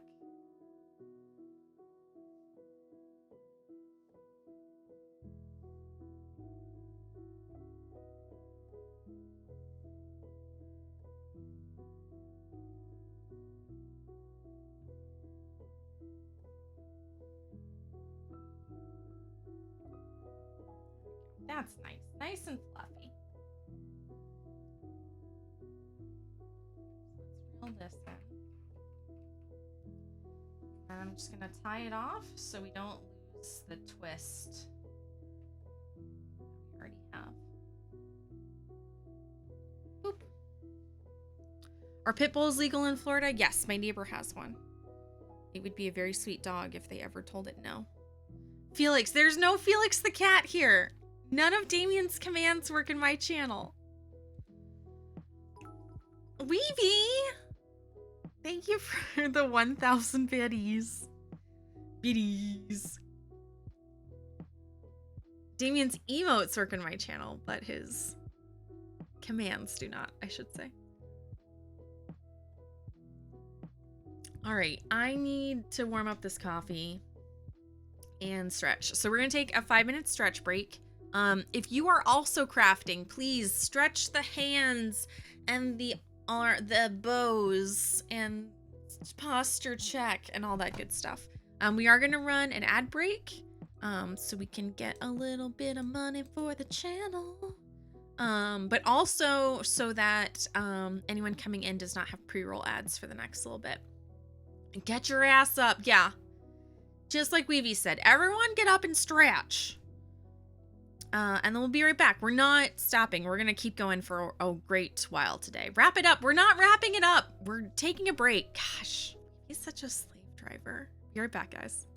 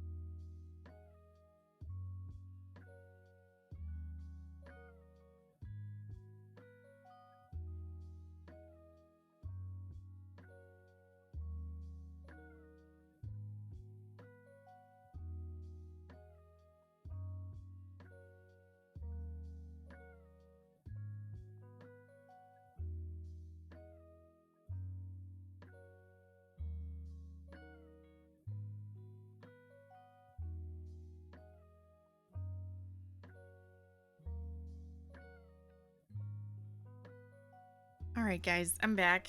Sorry. Thank you. Weavy, I just love you all. I never want to leave.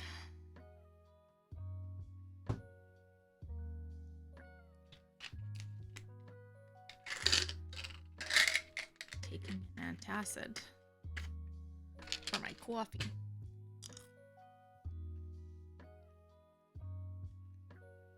It's all ads. Gunmetal Engineer. It was. I did a 3-minute ad break. So yes, it was all ads. My apologies.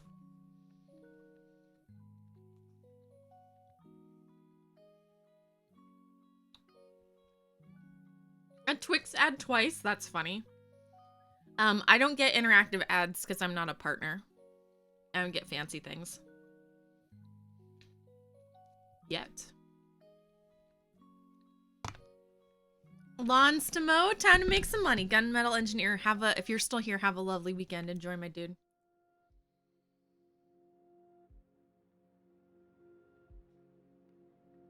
Damien didn't get any ads because he's I have it set up so subs don't get ads when I run an ad break. And the thing with the interactive ad where you have like a question and you can earn the streamer bits and things, that's only for partners. I don't have anything fancy like that. So it just gets us a couple extra pennies for the channel. Every bit helps.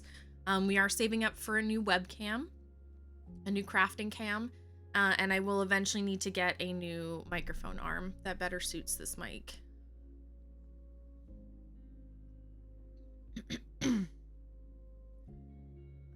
Because sometimes when I put it a certain way, it does, and it goes, honk. It makes a sad honk. It doesn't always stay in the direction I need it to because it has an extender. Because of this knob right here. So I can't put this where this cable needs to be, there's a knob, so I have to use the extender, and the extender isn't the greatest. So that's what we're saving up for. That's where your hard-earned money goes when you support Atomic Stacy.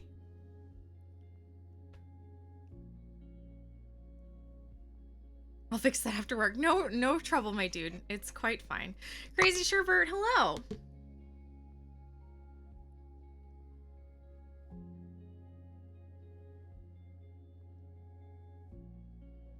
Welcome back. I meant to tell you,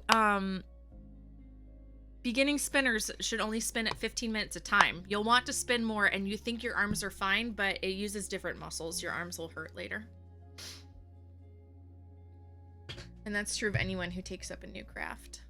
In moderation. Oh, hi, Pearl.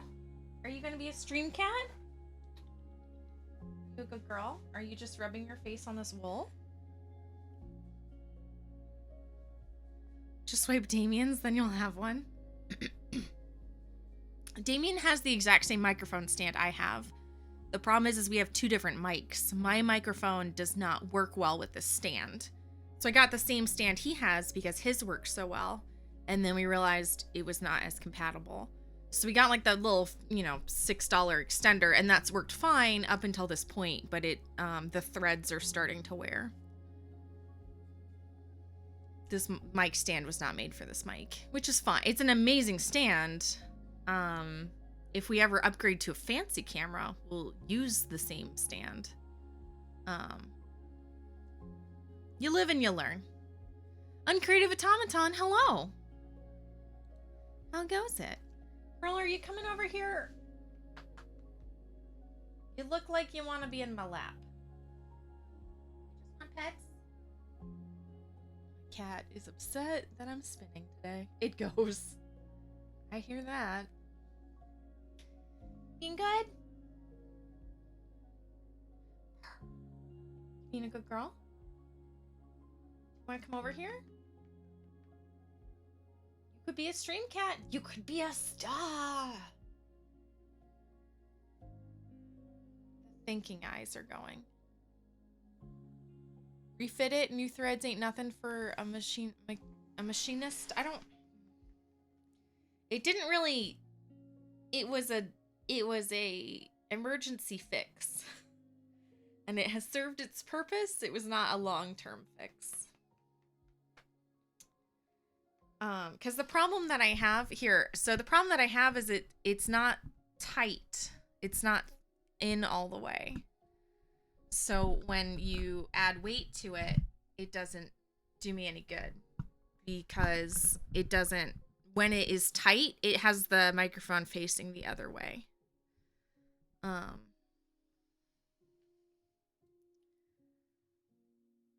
need something that is tight no matter what direction I point it at. Because sometimes I'll have it higher and sometimes I'll have it lower, and it is a directional mic, so I need it to face in the direction I need it to face. And I just need a mic stand that has more swivel capability. Woke up to my cat jumping on top of me, kneading into me and purring. That's a nice way to wake up. It could be worse. Why I'm up at 2 a.m. in the morning? Are you popping up here or what? You either need to come up here or we're gonna spin. I can't stall any longer. Yeah, hop up. Come here. I can see you. I can see you want to do it. I can see that thinking face. Come on. Come on. Yeah, there's a pearl kitty. Incoming butthole.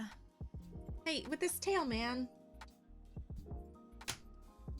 Hi. Girl. He's been doing it a lot lately, so I'm wondering what's up. Is he bribing me to be eaten? Show your face, baby girl. No, don't go on the desk.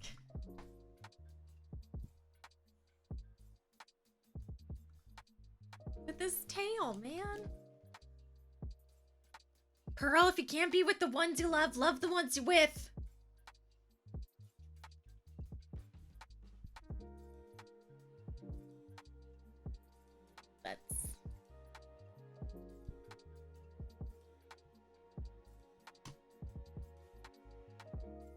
Right. Now what? You don't want to be petted. You don't want to be held. You're just smacking into shit. Alright. Alright. Alright. You can be held and say hello to everyone, or you can go back on the floor.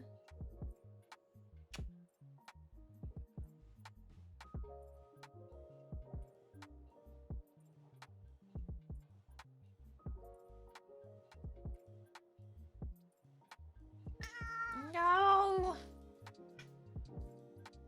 She talks a big game. What a grump. She is a grump. She wants me to sit in that chair with her on her lap, and she's letting me know it. Did see a video yesterday on how to give a cat a massage. You know, I've never thought to give a cat a massage.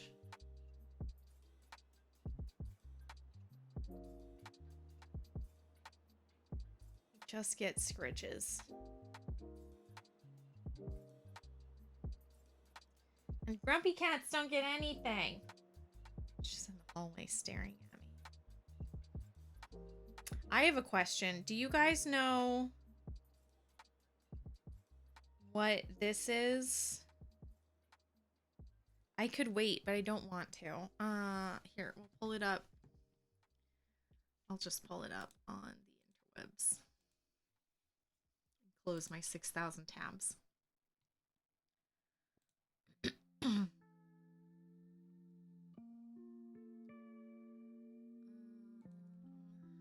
Instagram.com.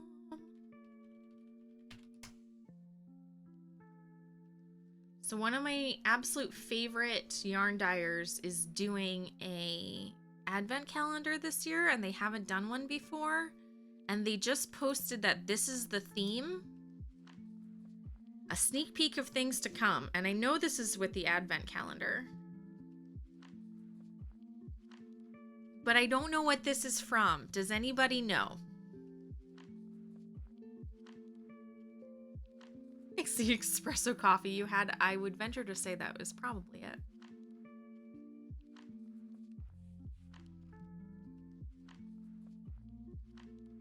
Does anybody know?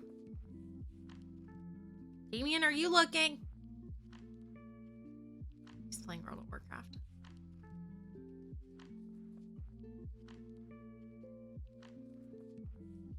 Damien, this is the theme for an advent calendar of a yarn dyer that I really like, who's never done a calendar before. And they said a sneak peek of things to come, hashtag advent calendar.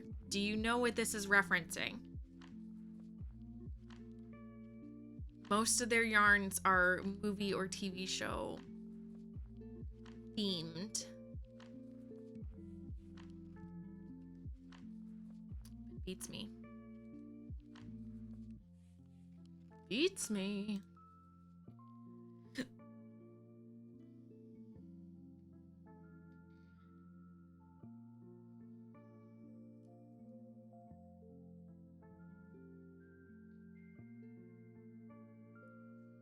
All right, let's get back to it.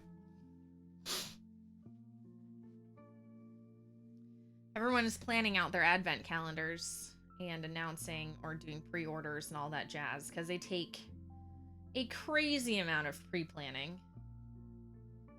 And I'm not certain if we're going to do an advent calendar this year again. But if I was going to, I'd be very interested in that yarn dyer.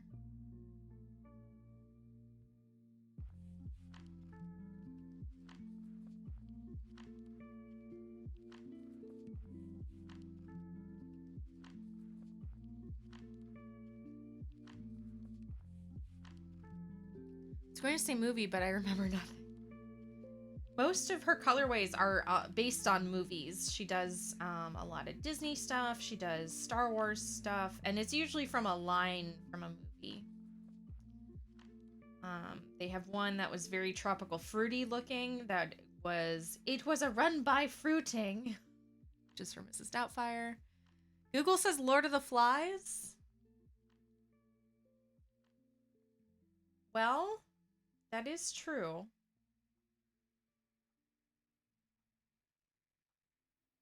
That doesn't seem very advent calendar-y, though. What a morbid theme for an advent calendar.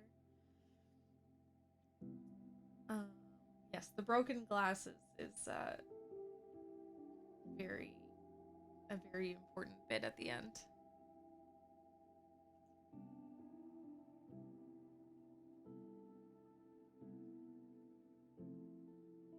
I was trying to think, like, is it 007 themed?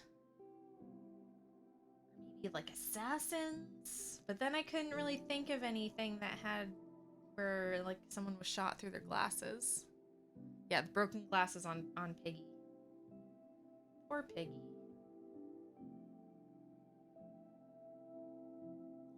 The last semblance of reality is what he stood for.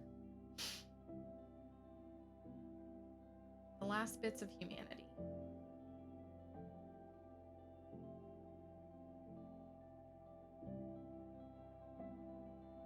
The book is rife with symbolism.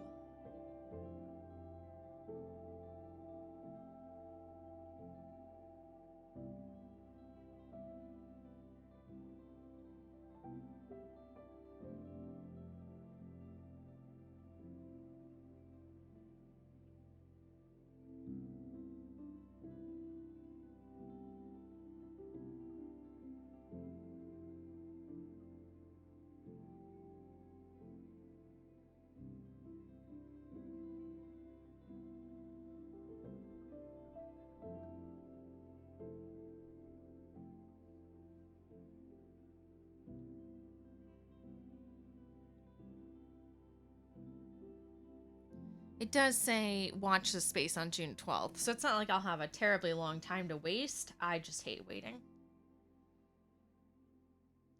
I figured I would crowdsource and see if I could use my resources wisely. Besides, Gunmetal Engineer, weren't you going to go mow some lawns today? Get some money. I don't want to hold you up. Unless you're procrastinating and then you can stay as long as you like.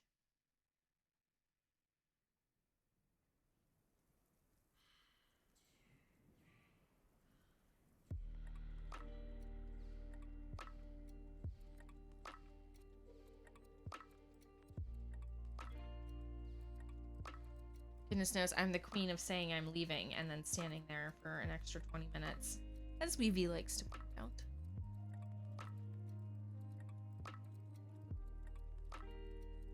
It happens. You don't say. Dan? I also do it on the phone. It's a very Midwestern thing. None of my family can get off the phone with each other.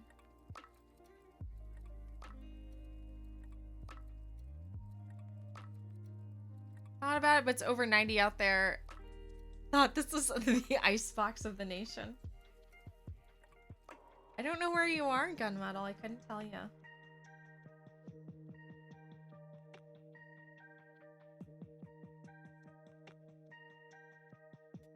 Global warming, it's a thing.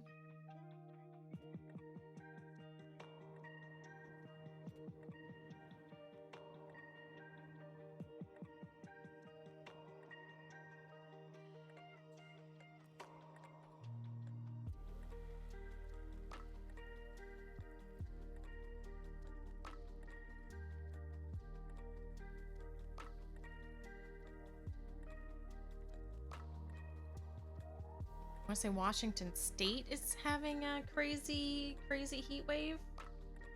A bunch of them don't have air conditioning because they never needed air conditioning.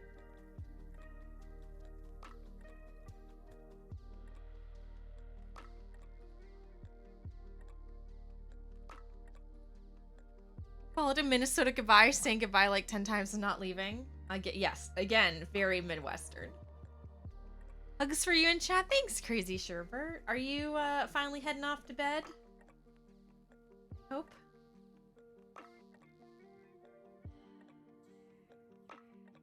Thanks for joining us. Thanks for hanging out. It was lovely to meet you. And then if you're not leaving, it was still nice to have you here. And you can hang out as much as you'd like, but you should probably get some sleep at some point. Or you're going to screw up your sleep schedule. I'll be the adult.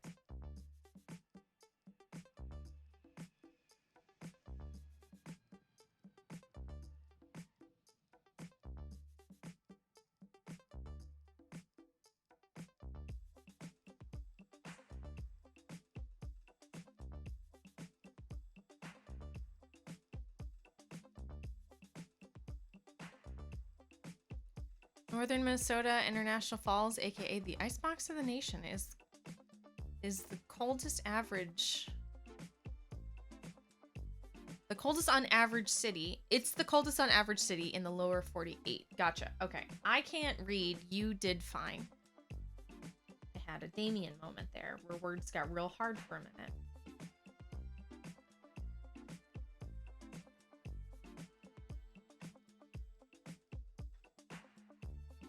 Oh, 90 degrees? Don't do it, my dude. Don't do it.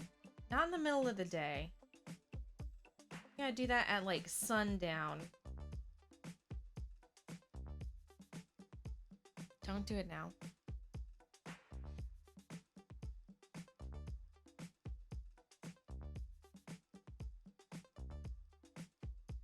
When I was in like middle school and high school, I used to hate people who got up at like 8 a.m. to mow their lawn on the weekends. And then I had to start mowing the lawn, and I was like, do you think 6 a.m.'s too dark? It gets real hot real fast. What did you have for breakfast? Healthy or tasty? Bash, it was tasty. I ate rice pudding for breakfast, because after the Thursday stream, when I talked about making rice pudding, I did it. So yay me doing the thing I said I'm going to do. And it turned out amazing, and I was in a hurry, and all of the technology was going wrong. And, my teeth hurt, because I clenched my teeth in my sleep last night with my Invisalign. So I needed something soft-ish that was already made. So rice pudding it was. I have no regrets. I had some carbs. It had some egg for protein, because it was a custard. Milk for healthy bones. A lot of brown sugar, though. basically candied rice, and it was the best.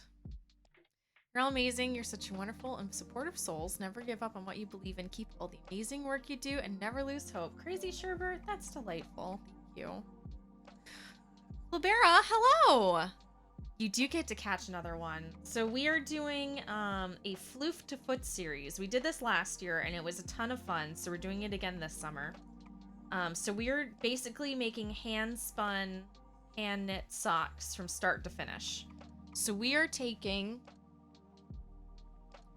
this delicious cotton candy floof, and we are spinning it into 4 plies. So we're on the second of our 4 plies. So we're spinning it, we're plying it, and we're knitting it all together on stream. So folks can see start to finish, kind of how long it takes and what all goes into making hand-spun, hand-knit socks.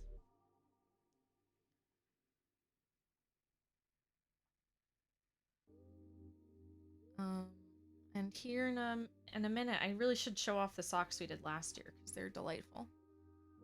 But I'm happy you're back. I appreciate it.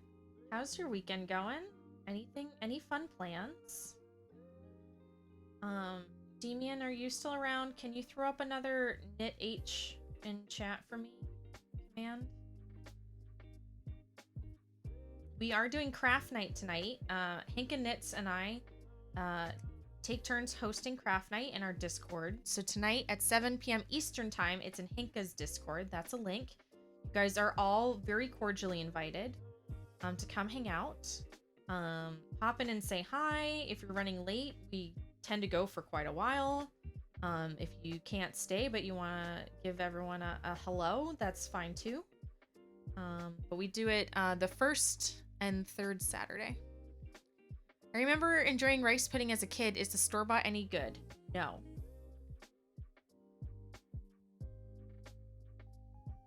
The store-bought has a good taste, but it's very soupy and has very little rice in it. So it's basically like eating very watery cottage cheese, but rice pudding. Or at least the kind that we have here. Because there's only like one brand of it and it's not great. But to be fair, I also haven't gotten it from like, I'm sure if you went to not an Asian market, but like a Hispanic, like a Brazilian grocery store, I'm sure they would have much better rice pudding.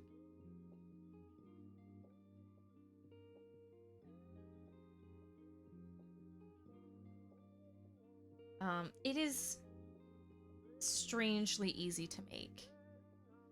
It's just hanging out with a lot of stirring.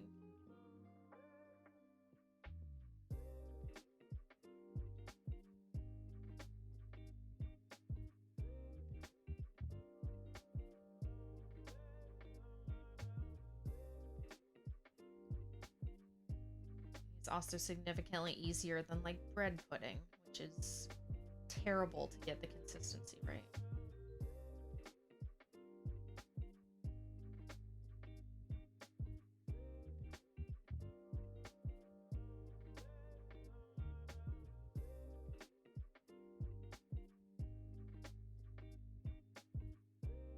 Generally, my bread pudding is either not like too soupy or like a brick. I have not had any success with bread pudding. I have quite honestly given up recently. In the past years, I have given up. But rice pudding is delightful.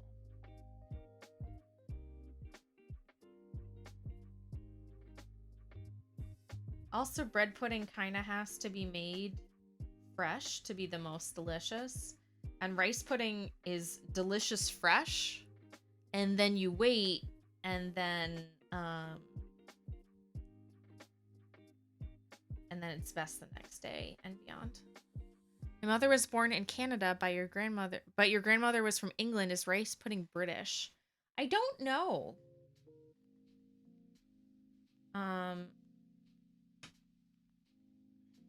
There's a Greek restaurant that serves it. And I I know Portuguese families cook it a lot, but I mean, it's Hispanic culture uses rice for everything. I couldn't tell you. I could not say. Unsure. Let's ask the Google machine. Rice pudding. History. Thought to have originated in China. In Asia, rice pudding was never referred to as rice pudding. Instead, it was called rice porridge.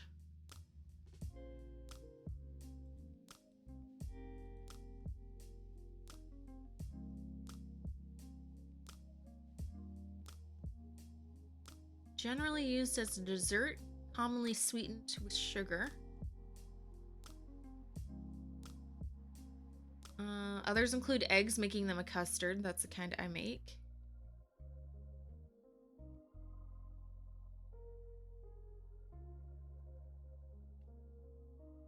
Rice puddings are found nearly in every area of the world. Recipes can vary greatly.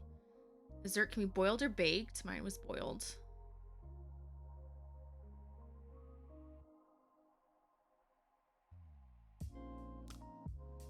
Different types of milk. Oh, coconut milk. That's interesting. Cardamom, nutmeg. I just use cinnamon. Ginger. Huh. Rosewater, pistachio. I want to say rosewater rice pudding is very Indian.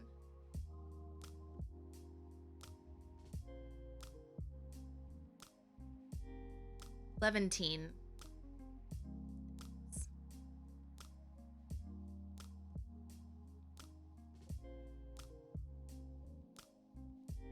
Ooh, the Iranians make it with saffron and rosewater. There you go. Britain and Ireland, it's typically sold as pudding rice. Dates from the Tudor period. Been around forever. The custard version sounds good. That's what I make. I make the custard version. So basically,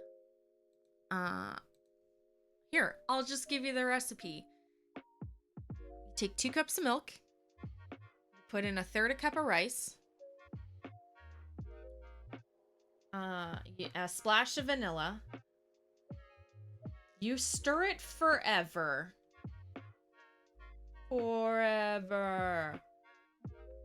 Until the rice starts to puff up just a little bit. And then you let it just kind of sit there on the heat and bubble for a little bit. And then you take 1 egg and 2 tablespoons of brown sugar. You whisk that up. It looks disgusting. You put like a 1/2 cup since I already had the 1/3 cup out, I'll just put 2/3 of a cup of the milky bit into the egg. And then you whisk it together, because if you pour the egg mixture right in, it just basically makes scrambled eggs. So you put some of that in and whisk it up to warm the egg and stuff and the sugar up. And then you pour it all in and you stir forever until the rice starts to puff up. And then you just take it off the heat and you leave it alone. Take a nap. Let it sit. The secret to good rice is you cook it on the heat halfway and then it finishes cooking off the heat the rest of the way. That's true of any type of rice.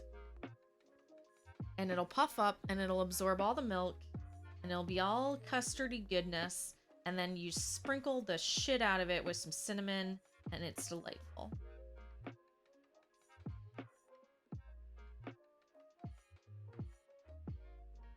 So there. You like custard tarts? I think they're called Portuguese tarts. I think there are a lot of custard tarts. But Portuguese style custard tarts are delicious.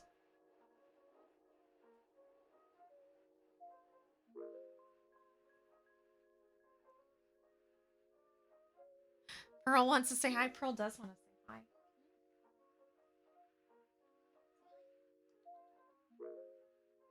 She loves getting her nose booped. I'm boopins. I'm a boopkins cat. Girl? Are you less moody this time? Can you come up? Come on. I like how this cat asks permission sometimes. Are you less moody? Just flashing your butt at everybody again?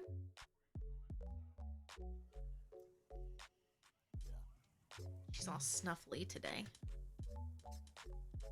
Cat has been having allergies.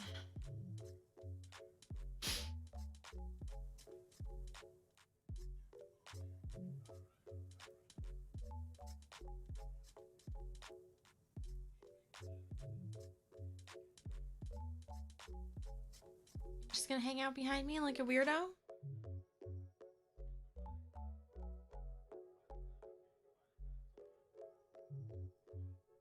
Come over here where the hands are, you get pets. Oh, hi. Oh, hello. She's right under the microphone. Get some scritching ASMR. Got goopy eyes. Yeah, got goops.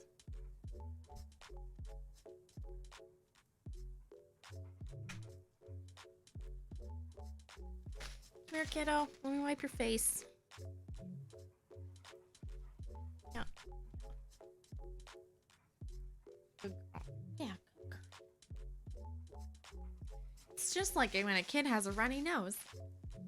A polite cat, except for showing her butt. She does love nothing more than to show her butthole off to the camera. She's a very good girl. Yeah, when you're not being a moody little biatch. Yeah. Oh. She is a mama's girl. She's also very spoiled. We spoil this cat immensely. She loves the smell of wool and wool wash. And she kept trying to steal the wool off my desk. So I got some like real crappy beginner level wool. And I made them into little wool bundles for her on the floor, and she rolls around with them. Because you're spoiled. You can't see it, but she's currently rubbing her face all over the wool on my desk. Don't eat it. Hey, don't lick it. It's gross. You're gonna slime it. You're gonna slime it.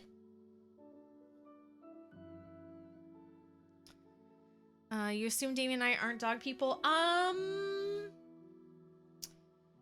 necessarily. Damien's not a dog person. He had dogs growing up. He was not a fan. I used to be very much a dog person. I had dogs growing up. I missed having dogs in the house. And it was just the dirty cat. And at the time, she wanted nothing to do with me. So I was like, Damien, I need something that's happy to see me when I come home. He's like, oh, we'll get you a cat of your own. And I said, great. And then we got Pearl. And now she is the biggest mama's girl. But it's nice. We lived in a 1-bedroom apartment on the 3rd floor with no elevator. And we did not live the dog lifestyle for the longest time.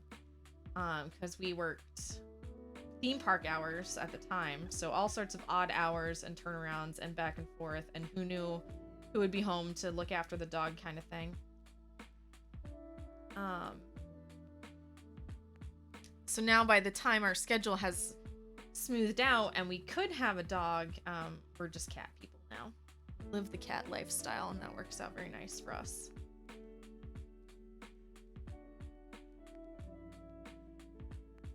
It's just nice not having to worry about getting home to let the dog out. It's too mean to the dog. Also, we don't have a yard because we live in a townhouse. And I think dogs should have a yard, which is why I'm upset at our neighbors who have a pit bull but not a yard. I think it's very unfair to that poor dog.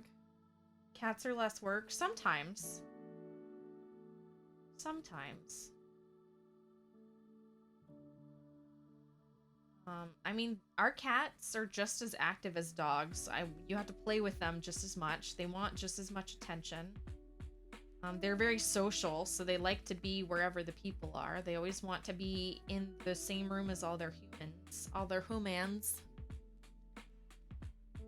It's all in how you raise them, which is true of cats or dogs.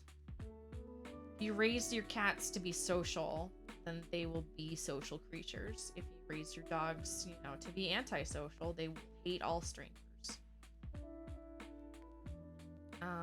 Cats have I feel like dog personalities are kind of separated by breed. Like certain breeds tend to have certain traits. And cats have those same traits, but it's not necessarily by breed. It's more by personality.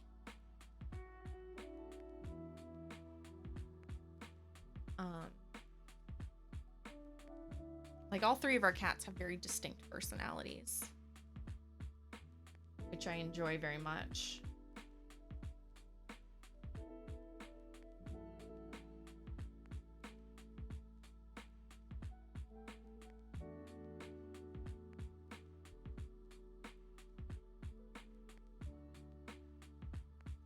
But cats don't have like separation anxiety like dogs have. A lot of dogs have separation anxiety and people don't realize it or don't acknowledge it. They don't do well in crates. They don't do well alone most of the day. Some do. Some are perfectly fine and some don't.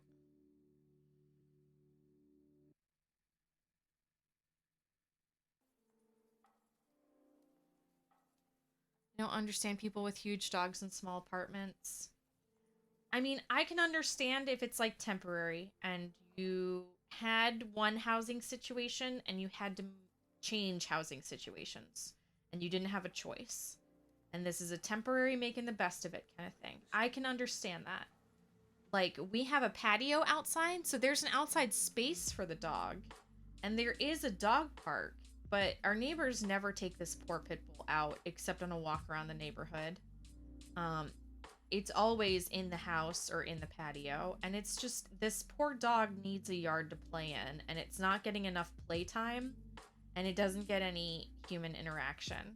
So every time like Damien and I go out in the patio, it snarls under the fence at us because it only knows like the 5 people it lives with. It's not the dog's fault. The dog just hasn't been brought up to be socialized. The dog just hasn't been brought up to have enough playtime or interaction. So anytime something new happens, it reacts to it immediately because it's just looking for stimulation. Also, the neighbors never tell this dog no, which is hilarious. It's like it'll be outside barking at us and they'll go out there and they'll go, "Que pasa?" And I'm like, tell it no. Tell it to stop barking. I can understand if you're doing the best you can. I don't understand how they found this dog already in this situation. Like, this is not ideal for this poor dog. I don't understand it. C'est la vie. It's not my animal. I'm trying real hard not to worry about it.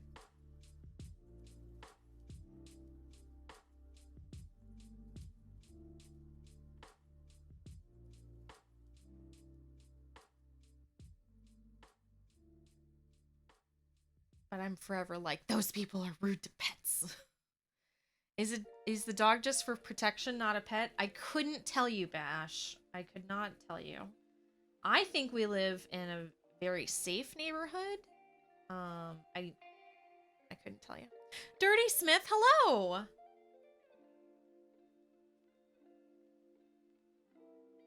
My cat trap worked. There's a cat. Let's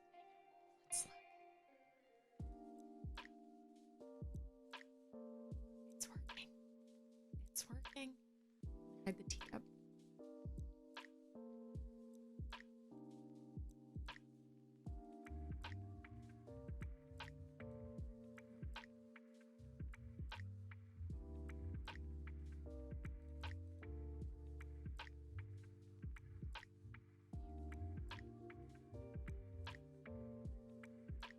There's a baby cat in cat trap that I laid. Cat trap is just a box. It's working marvelously. Put it there yesterday. This is the second cat I've trapped.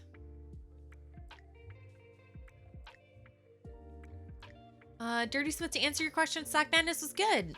I passed round 2 and then dropped out in round 3, which was really kind of what my goal more or less was. I really wanted to at least make it to round 2. And I desperately at least wanted to make it past round 1. I didn't want to be eliminated in the first round. I got called back to Disney from furlough right in the middle of just as round 3 was beginning. And I said, it's the sock or the job. and I ditched the sock. It was also kicking my butt. So I think at that point I really needed a break. While she's in that box, let me pull up some sock pictures to show y'all.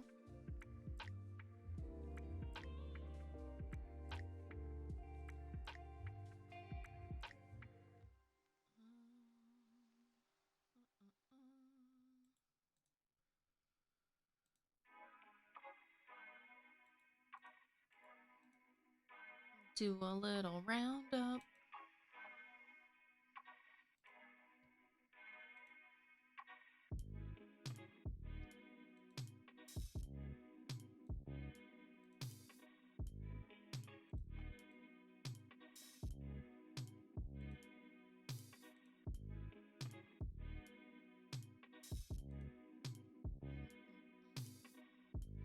Going back to work was good. Going back to work is amazing.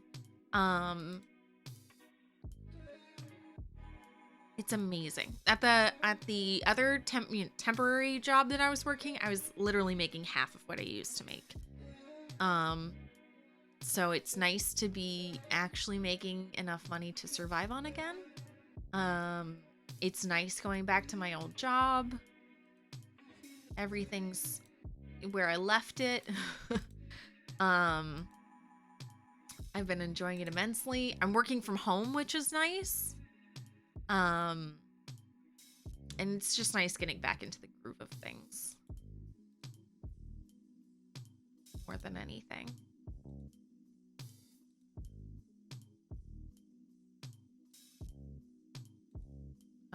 But very happy because now Damien and I are both working from home and it's been absolutely delightful.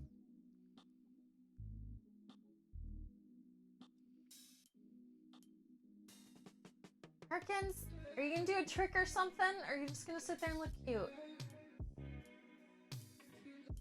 Just gonna sit there and look cute. All right. Sock Madness review. Here we go. The cat's basking in box glory.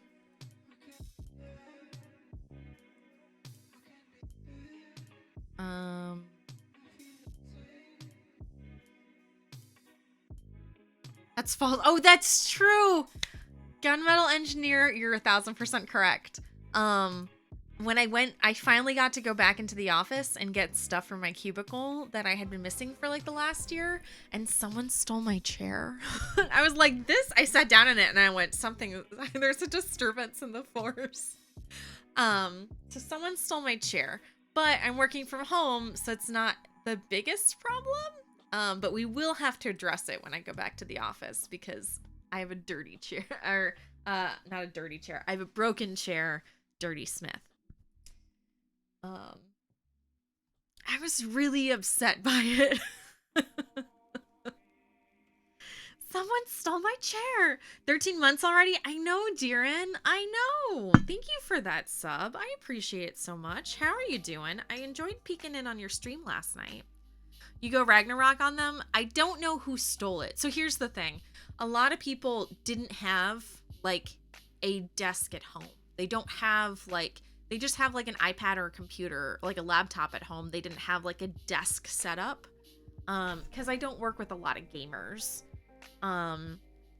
So they're like, well, you could, because they gave everyone like an a work from home allowance to buy like a webcam and buy like an extra monitor if they needed it, or a microphone or whatever they were missing to be able to work from home. And they're like, you could buy a new chair, or you could take your office chair home with you. So I'm sure some poor production assistant who didn't have a chair was like, this person has been on furlough for over a year and I'm desperate. And then probably took my chair. It wasn't a great chair, but the whole point was is the one they put in my place was broken. And I was like, so then I have a broken chair in my cubicle. You know how most chairs, when you sit in and then lean back, there's a stopper in it? Or there's some resistance that you can adjust? There's no way to adjust the back of the chair. So it goes all the way forward, and then you have to push to lean back. And I have the back strength to fight my chair just to sit. I just don't care. So yeah, so the chair's broken. Whatever. Whenever we finally go back, I will make the office buy me a new chair. I don't really care. Chairs are a relationship. If I were sitting in that chair 40 hours a week, that would be another story. I haven't sat in that chair in a year, apart from 3 hours at a time to download computer software. So I'm not heartbroken unless we get called back to the office, and then it will be a problem. So if you use it, you'll end up with a broken back. Maybe.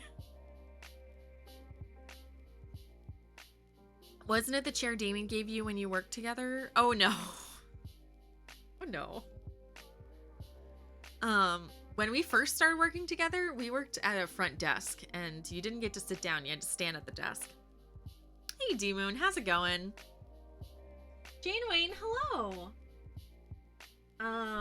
Okay, so sock review. I'm sorry, I have a picture up, but I haven't explained it. So Dirty Smith, real quick, here's our Sock Madness review, and for anyone who missed it. So these were the qualifier socks to get us qualified. These were the round 1 socks. So it's all set to go. Post pics of it around the office. Have you seen this chair?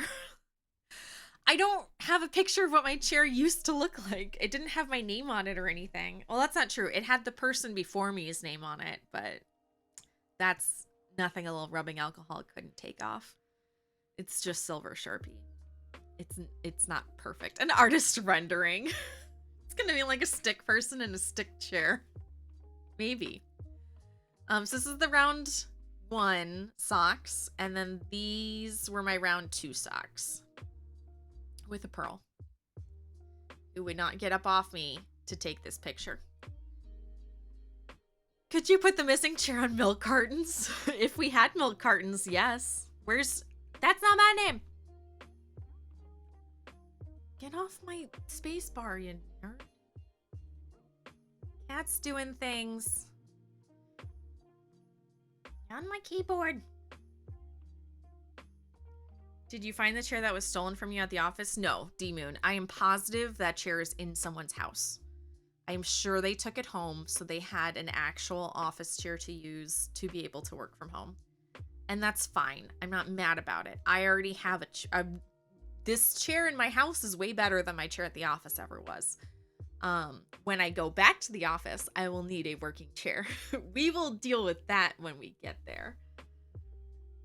There's also talks of like getting rid of cubicles and making work pods and you know, will it be mandatory do I have to come back to the office? Am I in the office like 1 day a week and I'll share a cubicle with someone else who has a working chair? I don't know. Their only piece of furniture. I hope it's living its best life, and someone will owe me a proper chair when we go back. So those are my Sock Madness socks. I can pull up the beginning of the other Sock Madness sock. That I abandoned. It was very intense.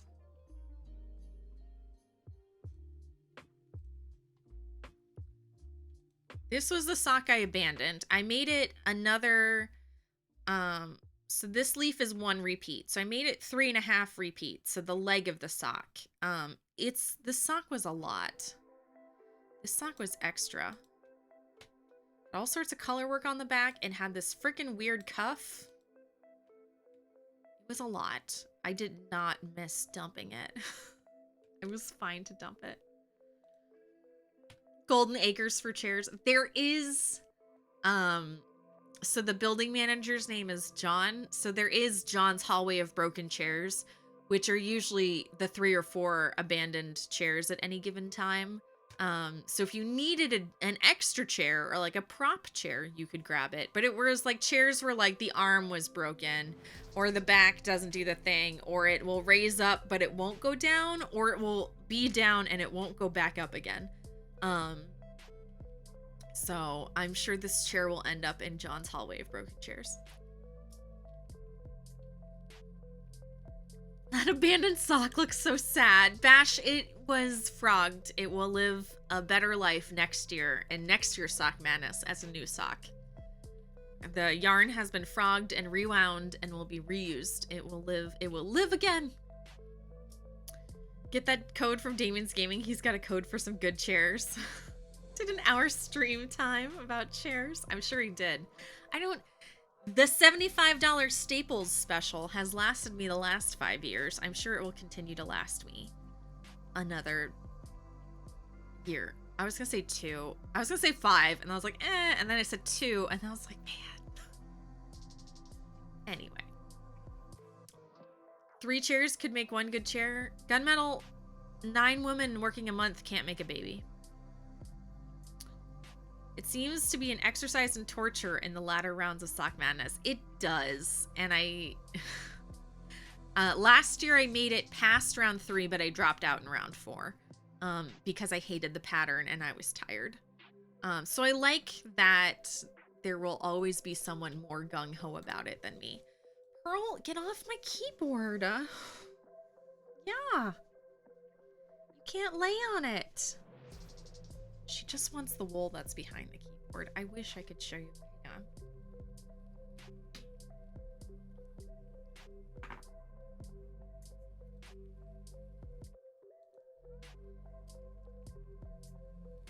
This cat is rubbing her face in my wool. Except the baby cat is now moving, so she's on guard. I'm gonna knock all my stuff over. She doesn't care. She doesn't care.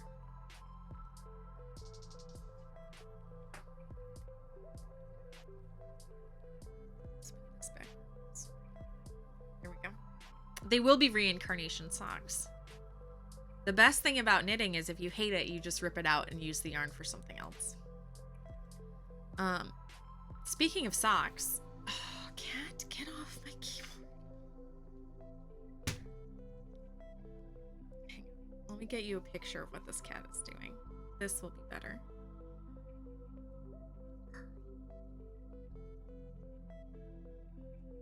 Oh, I got the Holy Grail. Oh, dang it. I thought I got the tongue licking, but I didn't.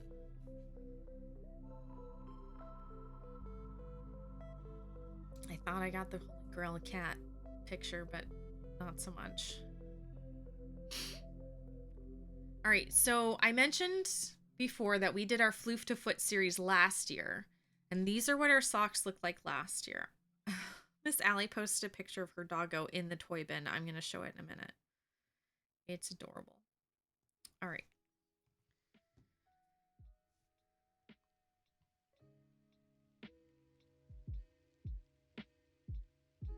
Golden chairs.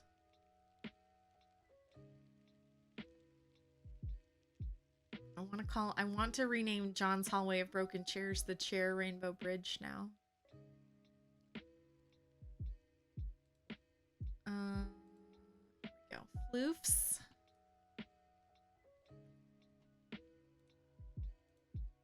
So this is Miss Allie's doggo who went on the walk earlier, face down in the toy bin. Which is very cute. And then this is what my cat is doing, but imagine this little hole right here has her face in it. And now she's like 2 inches away from my monitor watching the mouse go around, which is her other favorite game to play. Better than a laser pointer. All right.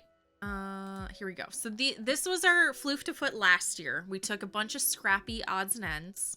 They were all jewel toned. And then we spun them. So we spun them into singles and then we plied them up. And it was really cool because they made these different color sections as they went. And it just made this glorious pile of jewel. Jewel. So then what we did is we hand knit our socks. So the toes were store-bought. It was a store-bought mini skein, but everything else was our hand spun yarn. Other way. So this is the first sock. And then we turned the heel. And then we got to about here. And then we, because when you knit on a cake, go back. So the cake is a center pole ball, but you can also go from the outside. So the first sock was from the inside and the second sock was from the outside, so that I knew they'd be exactly the same length and then I could use up every little inch of this yarn. So we got to about here and then we stopped and then we went back and did our second sock, again from the other side. And they turned out so nice. And this cool kind of marley effect you can only get from like a barber pole yarn. And generally barber pole yarn you can only get from hand spun. There are some specific dyers who do it, but it's very limited and it's very expensive to do. And then these are our finished socks with Pearl's feet because she wouldn't get out of my picture. But I adore this picture of me and my cat showing our feet off.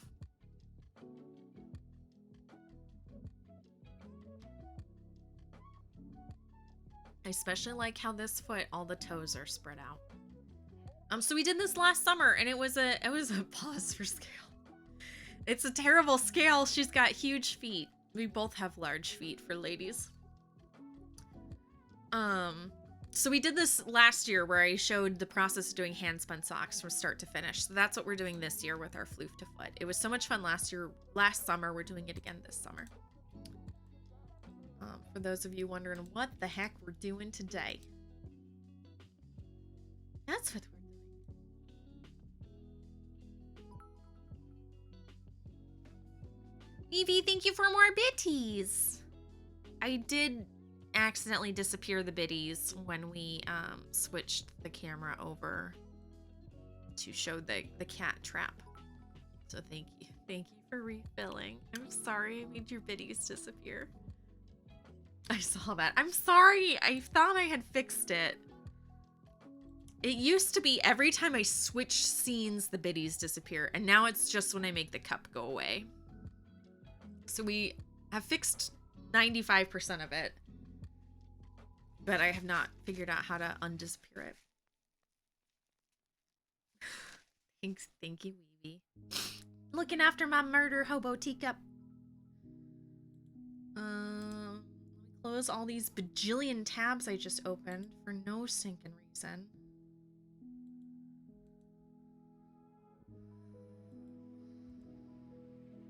You saw. Yep.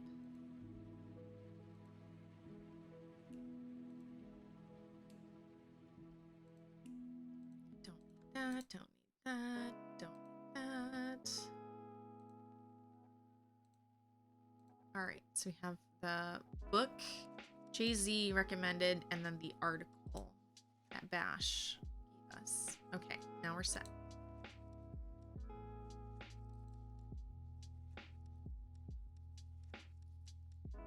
Back at it.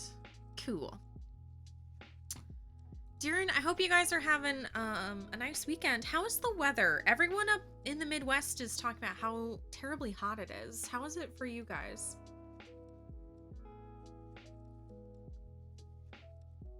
Oh, and for anyone who didn't see, this is the cotton candy fluff that we are spinning up. So this is, we separated it into 4 bits and we're doing a 4-ply sock yarn again.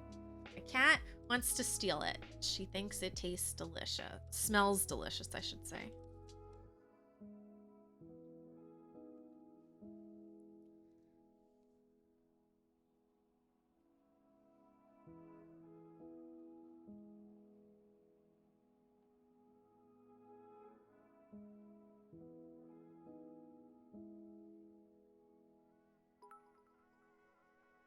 post a picture here in a second.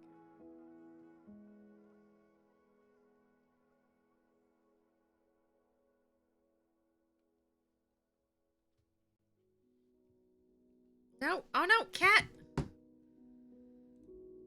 Are we still good? Oh dear. All right.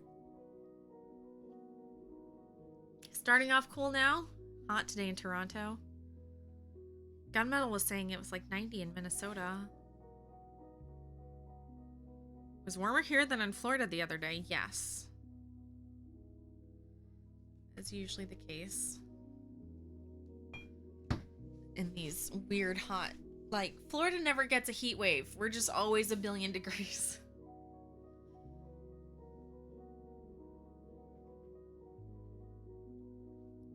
Always much, much too hot. It's around there on Thursday. Yikes.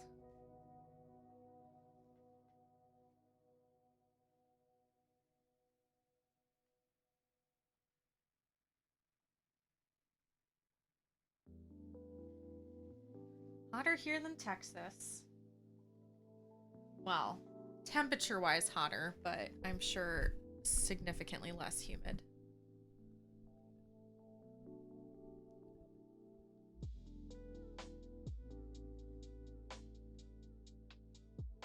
Heat index, I'm sure you guys were the same.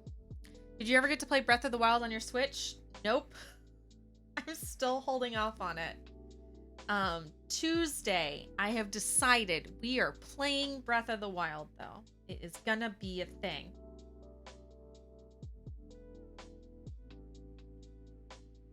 It's going to be Tuesday of the Wild. Very dry there.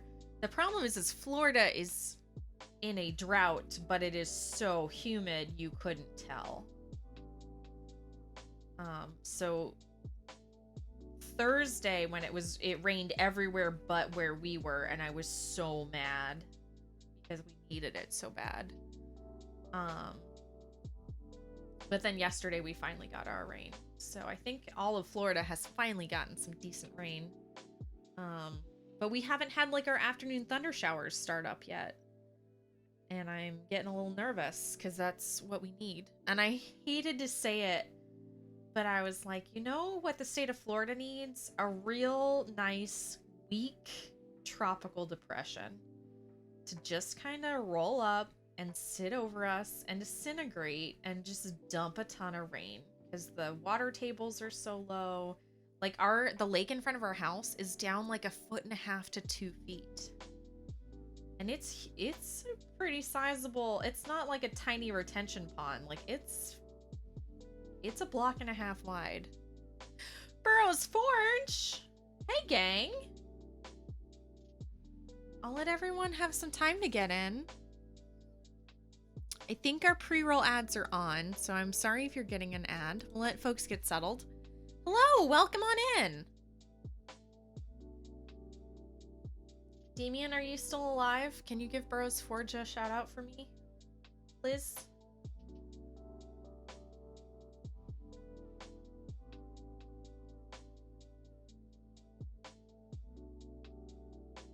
Britta, please.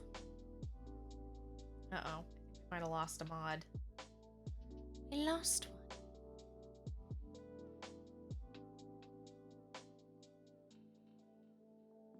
Hey Burroughs, how did your monthly meeting go? I hope it went well.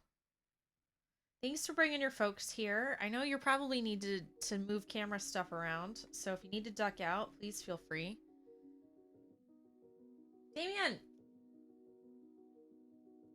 He's probably taking a poop. Let me get you a shout out. If you guys don't know Burroughs Forge, he was playing World of Warcraft earlier. He's probably taking a PCP. A post-coffee poop.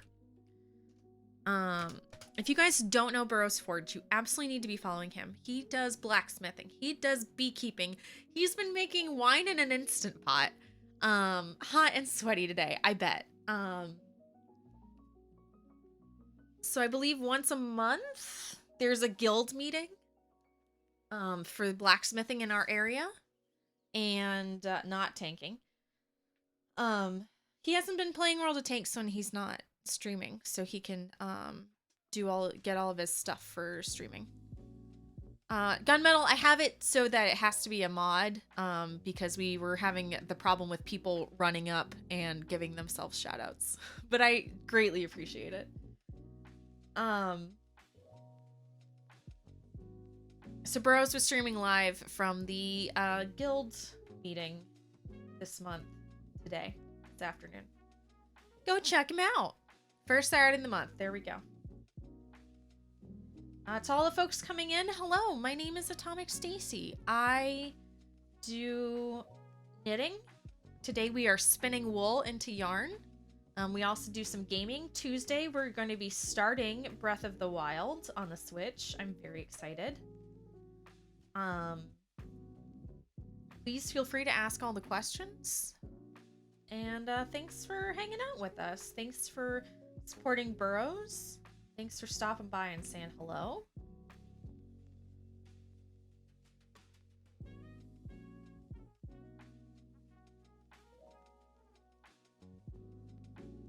So used to being a mod.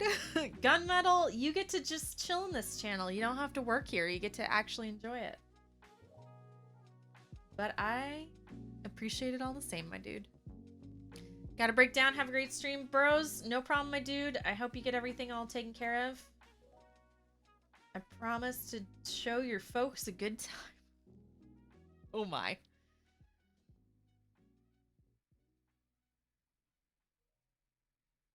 Oh my. So we're doing a Floof to Foot series. We did it last summer. We're doing it again. We're spinning, flying, and knitting hand knit, hand spun socks from start to finish so you guys can see the process. So right now we are on ply number 2 out of 4. So we've already spun this one up. So now we're spinning up the second one.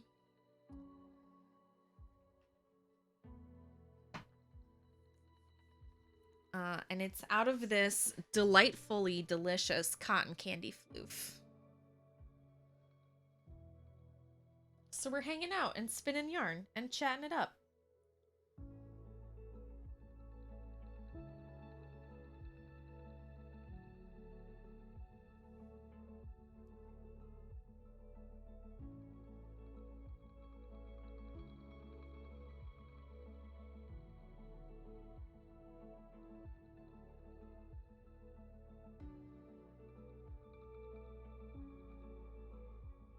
Hope you guys are having a nice weekend. If you're working on projects, what are you guys working on? I know we have some knitters and crocheters in chat hanging out and doing the thing, crafting along.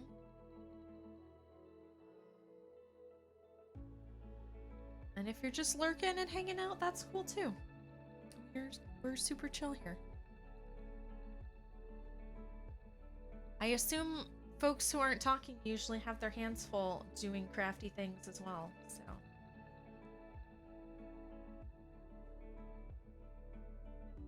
It's the reality of crafting. Working on your boyfriend's The Dude cardigan. Oh, you picked it back up. Is it going better than previously?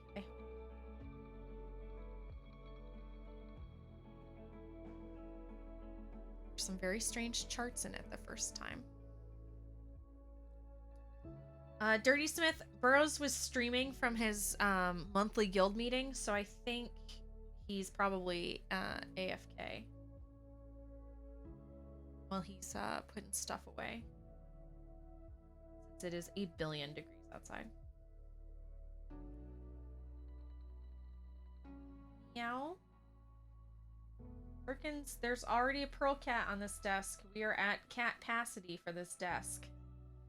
You can't hop up here. You should have gone into the bathroom with the papa when he went to take his poop.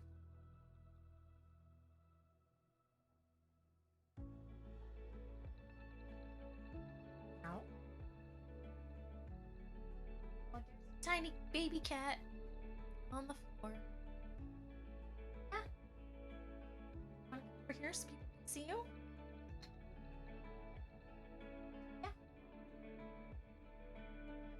Oh, it's a baby cat.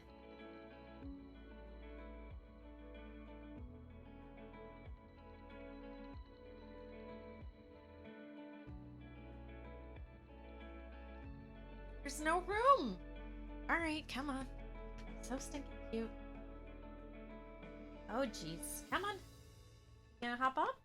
You don't always hop up so good.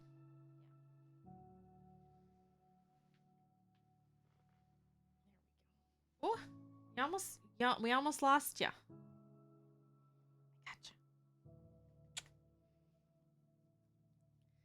Cat butt scritches. Say hello to Perkins. Perkins. Here.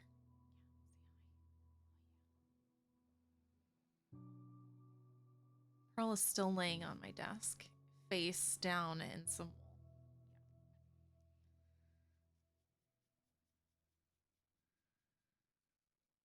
Yeah. Are you being a good girl?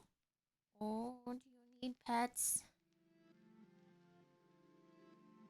You landed some custom chandelier jobs that will fill the rest of the year.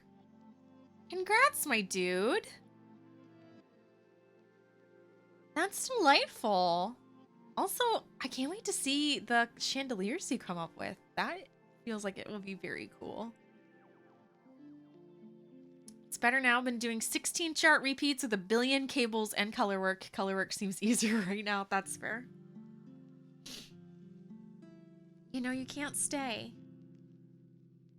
There's no room on the desk for you.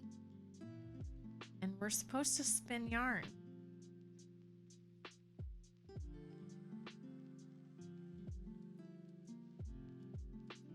Good girl.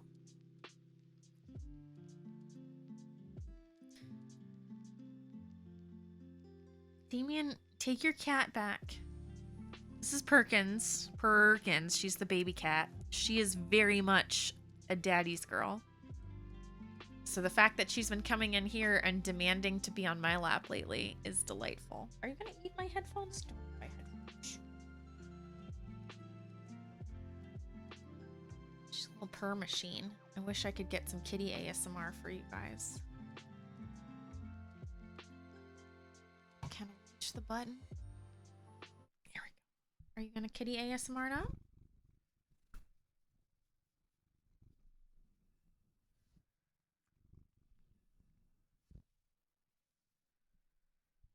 That's all you got. That's what you got. I hope it worked. That's a trap. She's up to something. What, the cat? Probably. Perkins, you got some dander back here. You got some butt dander. Okay, some kitty head and butt. Shoulders and butt. Gonna go?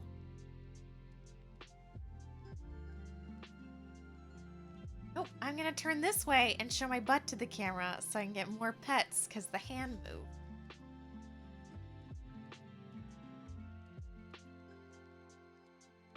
Okay.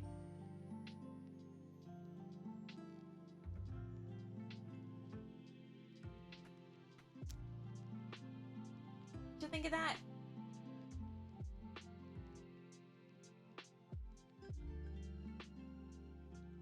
I would like more pets, please. I'm a mooch. Alright. Okay. All the cats off the places. I know you're laying so good, but you're not supposed to be up here. But all the cats are spoiled, so she might as well stay. I just want to stay. Picking up all of our floof bits. We only have, so we have this little bit, we have this little bit, and then I have another one this sized on the desk. So I'm hoping to at least finish this ply before we finish up. Perkins, you left a bunch of butt dander here.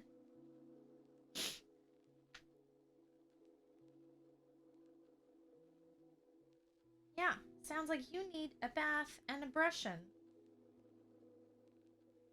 Probably a brushing and then a bath and then a brushing.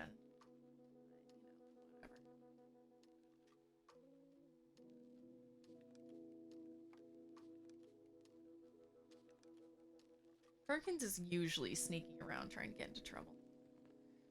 I'm working on website and shop stuff. Nice to work again. Haven't worked since you moved last June. Here. Well, I hope it goes well for you, Dirty Smith. I mean, commissions are amazing news, so I hope it, I hope the pacing goes well, and I hope the commissions. All right. Apparently my lap is the kitty evac route.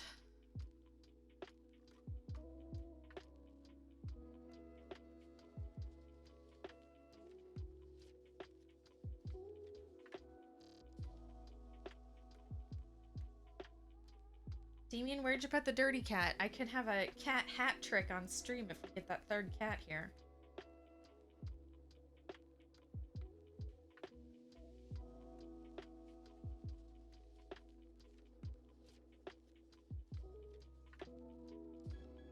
What I need Damien to help me make what I should do, and we may end up changing the emotes to this, is getting Damien to help me take pictures of the cats and making them into emotes.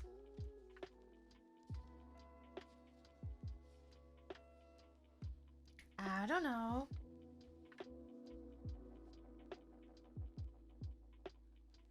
Well, I was thinking it would be fun for my sub badges, because we have the teacups up to 1 year, and I was thinking it would be fun if the 1 year was Perkins, the 2 year was Pearl, and then the 3 year was the Dirty Cat. It's probably in the closet. Our linen closet downstairs, the bottom shelf, is cat claimed. Is a dirty nest.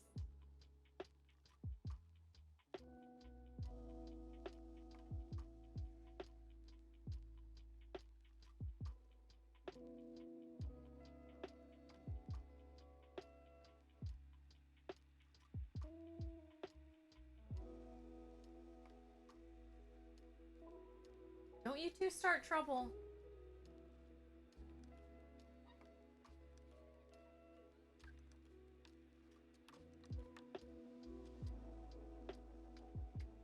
Pearl wants to play, and Perkins wants nothing to do with it.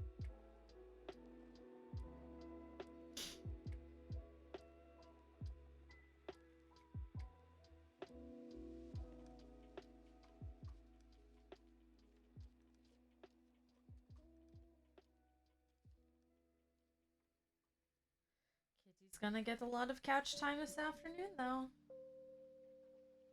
We're watching Cruella sometime this weekend. And have a lot of Critical Role to catch up on.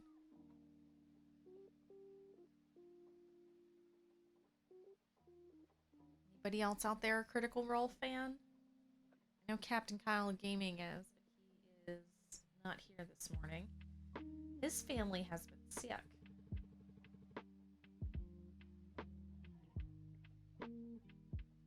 But they've all been sick with the common cold, which is quite funny. Broke down and got Disney Plus? Heck yeah. I didn't think I would be such a Disney Plus fan, but man, am I enjoying the heck out of it. I adored WandaVision. Adored it. Falcon and the Winter Soldier, so good. And I absolutely, positively cannot wait for Loki on Wednesday.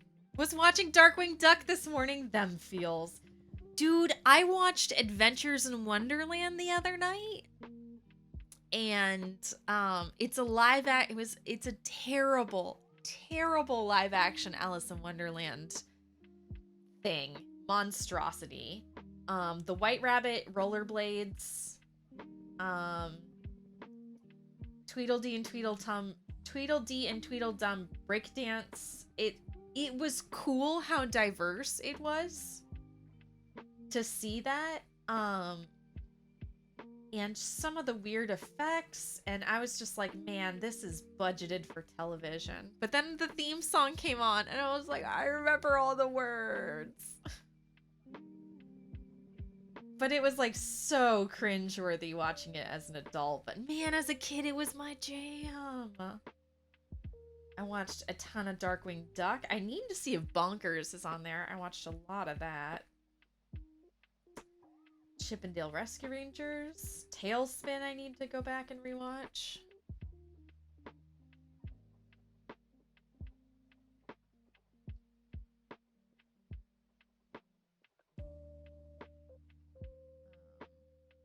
So many feels. It's delightful.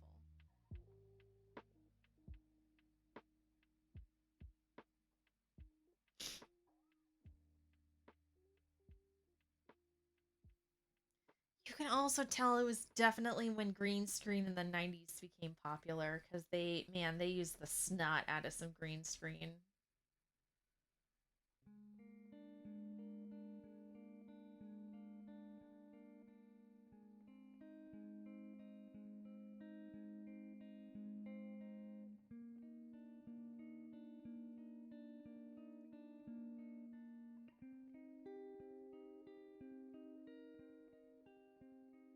All these newer Disney movies are all like having anniversaries, and I don't like it.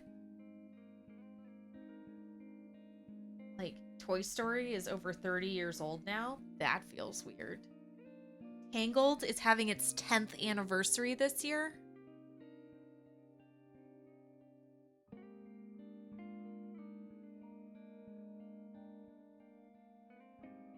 I remember watching that with Damien. Oh no, stop. I know. I remember watching that with Damien in the theaters, one of our first dates.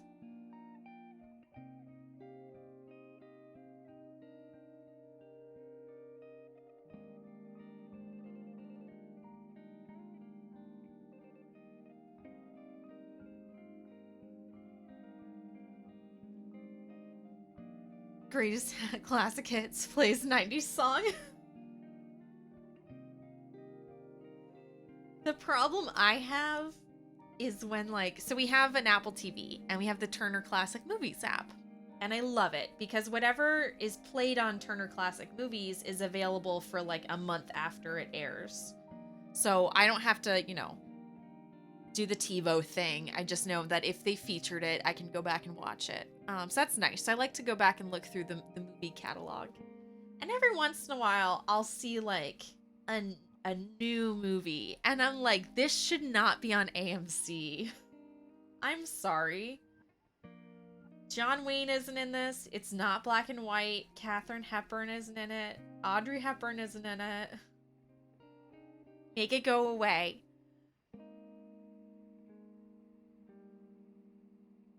Like last night, they were playing like the Sense and Sensibility with Kate Winslet and oh, what's her name?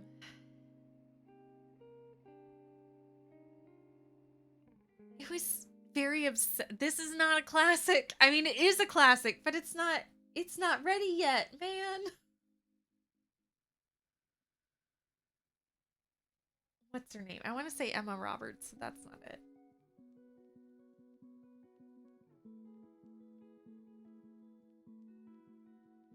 What is her name? I saw Bill and Ted's Adventure in the classic section. Yeah, exactly. Sense and Sensibility. It was 1995, by the way.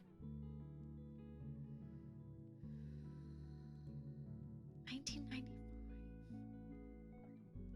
Emma Thompson. There we go. I knew it wasn't Emma.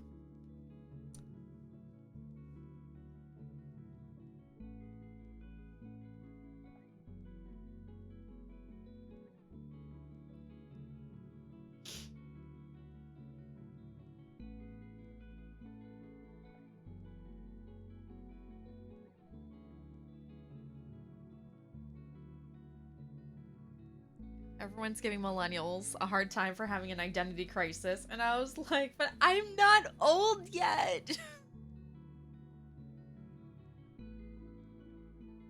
You would be having a crisis too in my position.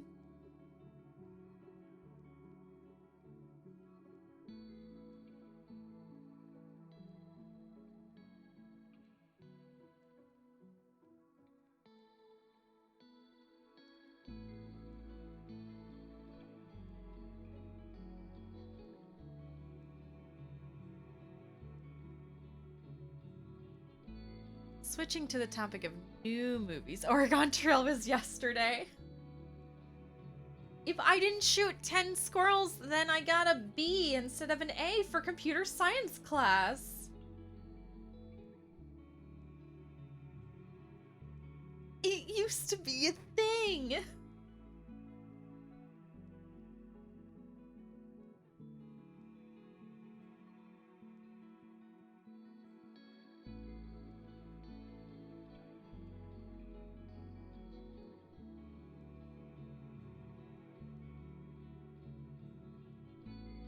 Switching to more exciting things. Pick out your headstone, Grandma.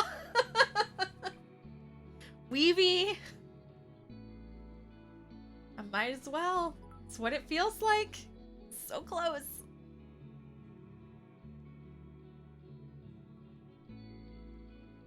Damien's dad used to give him guff. Like, just wait until you get older. Then you'll have the wandering pain. Damien has it. My knee hurts today. My back hurts today. My shoulder's bothering me today. Just wait. Weeby, it feels like it's here. It's already here.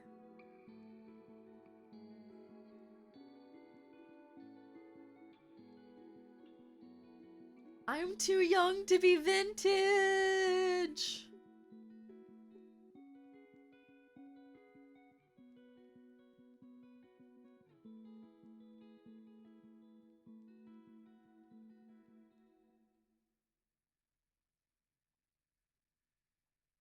I'm too young to be this old.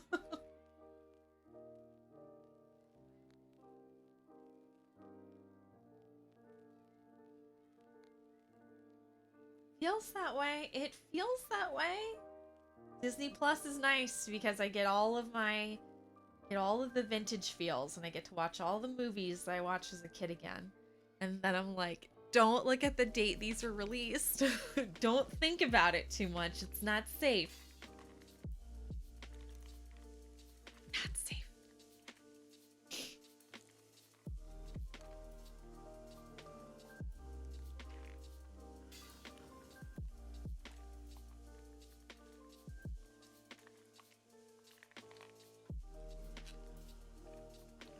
Like this song, it sounds like someone's making snacks in the background.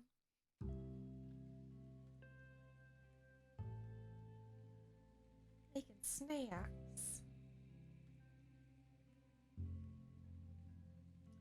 Anybody got fancy plans for the weekend? So far, it's just a lot of crafting and hanging out and avoiding the heat.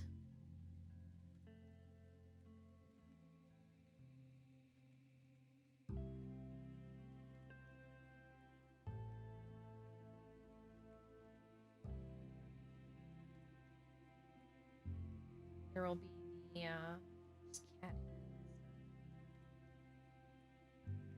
there will be the traditional after stream nap. Heat and fireworks. Did someone say naps? Yes. Absolutely. What time will the stream start? Did you say Tuesday for Breath of the Wild? Bash Tuesday and Thursday streams are at 6 p.m. Eastern time. And I'm trying to keep Tuesday as a gaming stream and Saturdays as a crafting stream, with Thursday being the wild card. But we will definitely be doing Breath of the Wild on Thursday. Time has come. Very excited.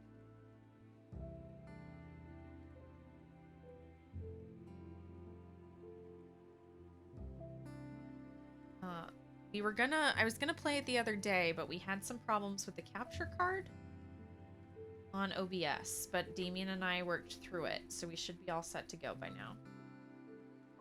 And I've been testing it by playing a lot of Animal Crossing during work.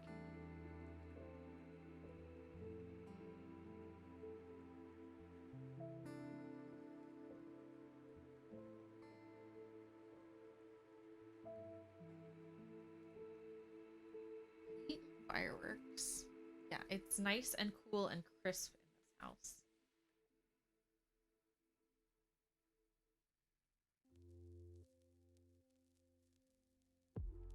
I work hard so I can have 70-degree air conditioning at all times.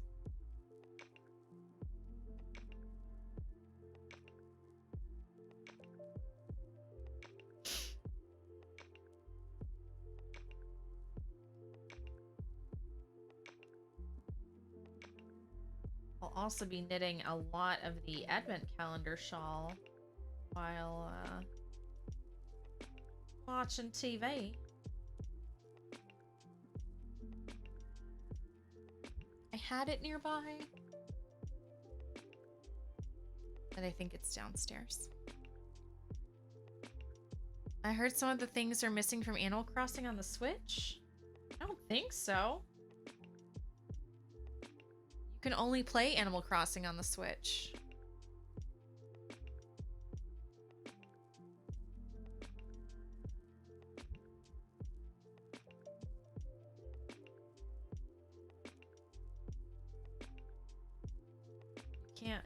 It's only on the Nintendo Switch, I think.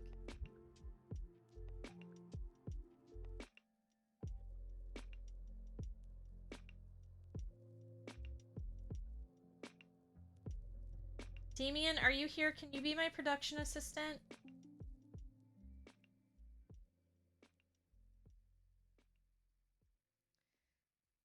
What platforms is Animal Crossing on? Apart from the Switch. It's just the Switch, right?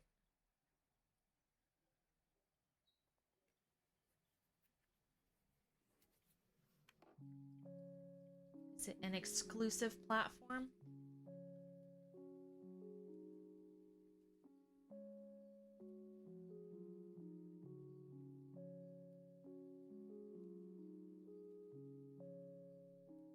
You're thinking of a different game? That's possible. I know, like, especially games that switch from PC to platform and platform to PC, a lot of times they'll be missing things. Like Diablo 3 is on console, but I feel like it's missing a lot versus PC. And then, of course, you can only pair up with people on your platform. You can't cross-platform with it.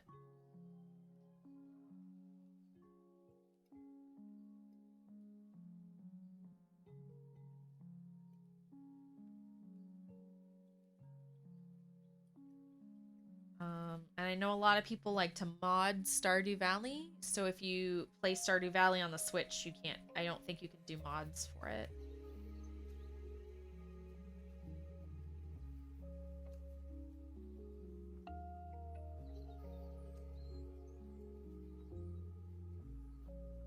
There are a surprising number of games out there that are like that.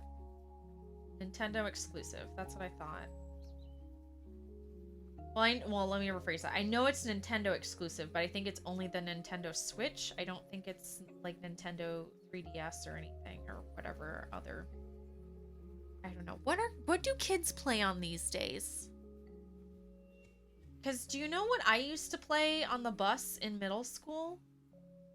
I had a Wheel of Fortune handheld game, and I thought it was amazing. And you could buy cartridges with additional clues if you had played through them all.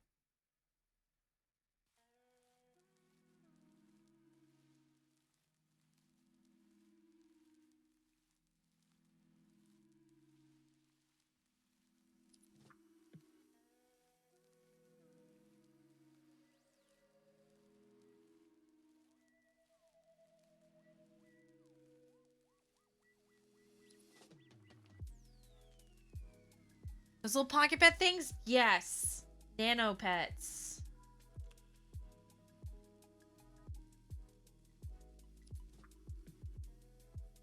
I had a Sabrina the Teenage Witch nano pet, and you got to hang out with Salem, and it was amazing.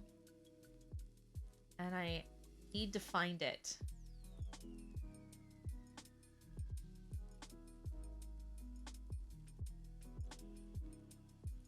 Gigapets. That's what Gigapets. Gigapets and nanopets. Tamagotchi! Yay! Just little dots that went back and forth. There you go. There you go. The good old days.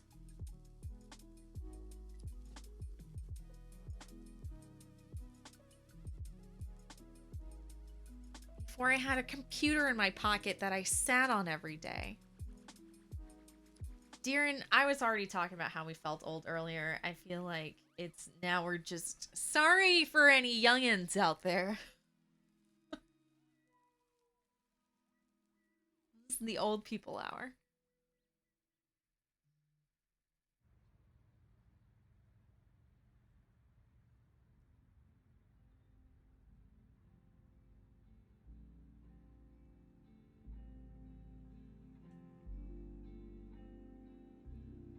Oh, old people hour. And the original Game Boy was super happy when you got the Game Genie for the Game Boy. Could finally beat Mario.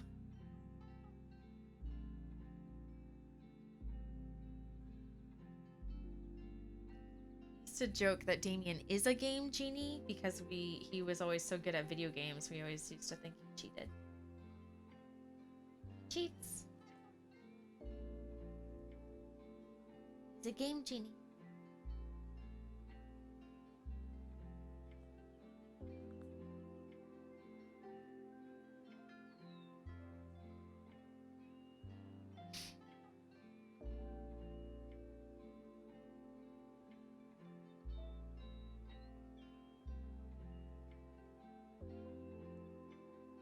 In the before times, we went to a video game bar and they had like the Sega Genesis and they had like a USB stick in it and it had every game ever. And I was like, it fits on a single USB stick. Could you have imagined as a kid having every game ever just in a tiny little stick?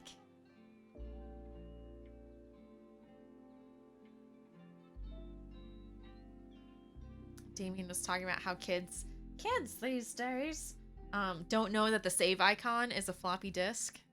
They just think it's an icon that someone made up.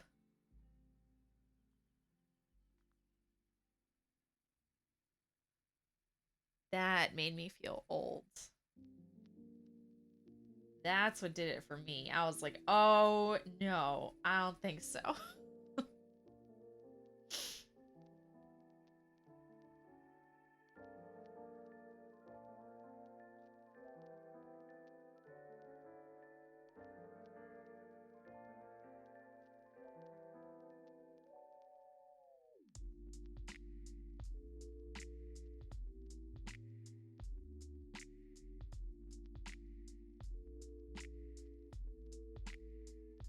Now I have the internet at my fingertips and I love it.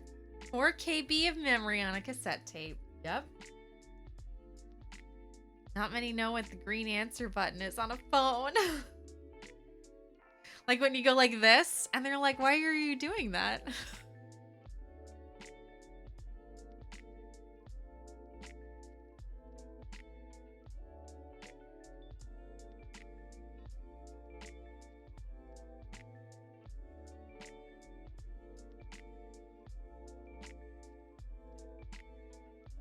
And I'm like, what do you, it's not like this? How do you do it? And they're like, just like this. Just, hello? It's like, no. That's not okay. Painless, how's it going, my dude? And Jelfia. Jelfa? Please tell me how to pronounce your name. Hello. Thank you for being here today.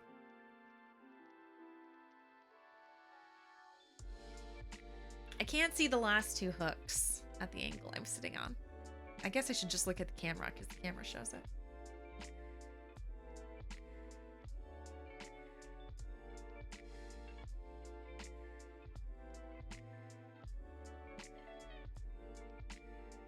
Just woke up. Good morning, my dude. Hope you're having a nice weekend. We're hanging out, spinning wool into yarn, talking about how old we feel.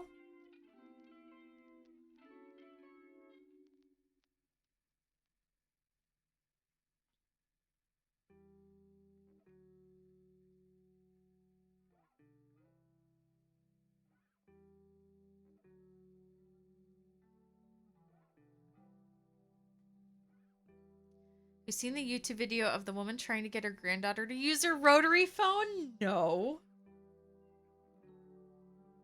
Should throw a link up in chat, my dude. I will definitely check that out. I bet it would be hilarious.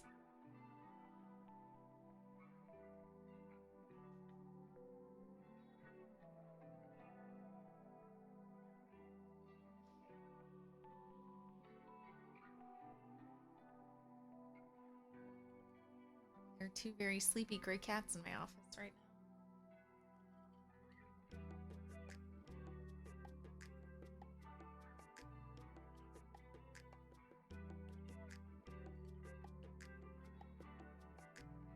J. Alphia.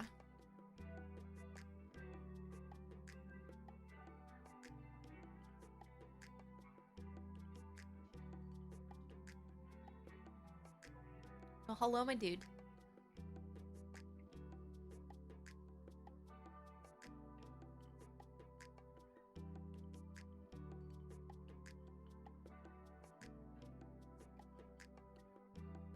What's up? Wait, late watching Archie and Damien's talking on stream. Yeah.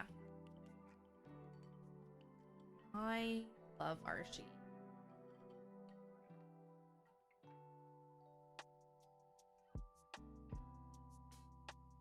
In fact, Damien, can you throw Archie a shout out? He's the best dressed gentleman on Twitch.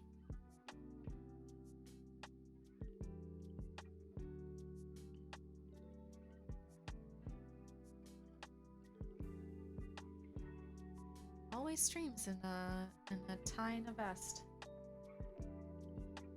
A class act. Not like me, I'm literally wearing my pajamas. Also just one of the funnest people to sit around and chat with.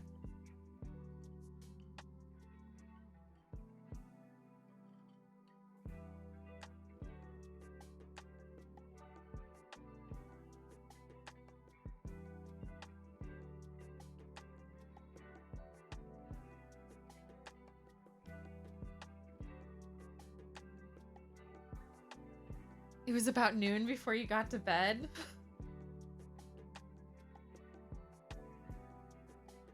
What time is it now for you? Vivi, thank you for the biddies. Biddies for my teacup. Biddies for a new webcam. That's what I should say.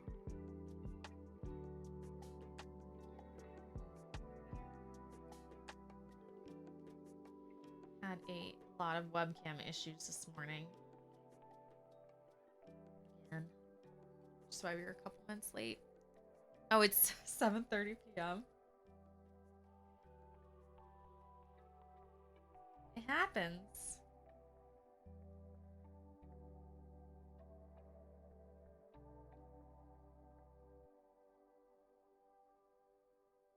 I also feel like that's what the weekends are for.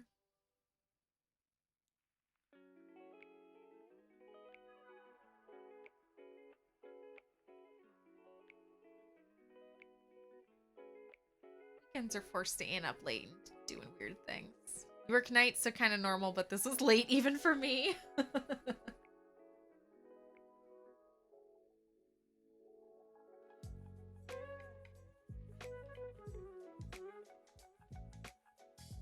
Yeah, Damien's like, I'm gonna get up early and I'm gonna mod for you, and I was like, okay. And he's like, we're gonna take a nap later, right? I was like, oh yeah, we're gonna take a nap later.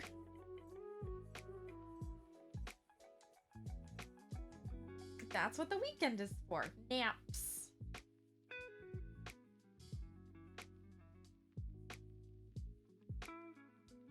But it is nice having a mod when I'm spinning because my hands are full. It's much harder to stop and start.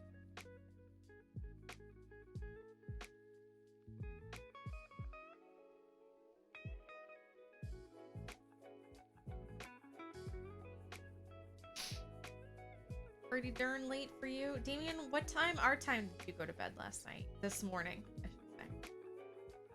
So I went to bed at like 1. Hey, Itar. He's been here the whole time. He got up with me. We haven't been able to tell the usual weird stories.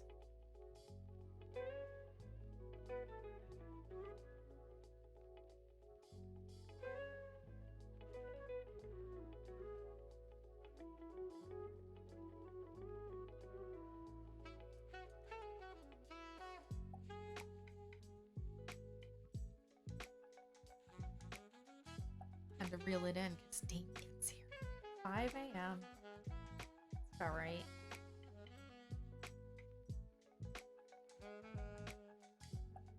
I still remember last summer when I had to get up at like 3 a.m. to work at the craft store. And I'd be like, Damien, go to bed.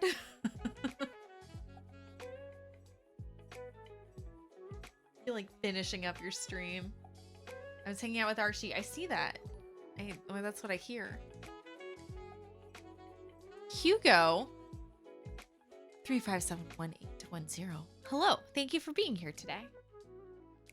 Is it Hugo or is it Huggo? Because part of me wants it to be Huggo, but I'm pretty sure it's Hugo. Thank you for the follow. Not really an issue during winter. Won't see the sun anyway, but now the sun is around 4 a.m. Feels like I'm wasting it. That's fair. That's fair. Let's see how long until nap time. I'm pretty sure I'm gonna need a nap before Damien needs a nap.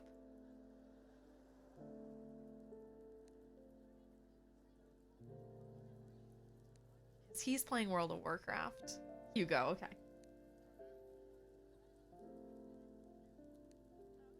Come on in. Thanks to the follow. We're spinning wool into yarn.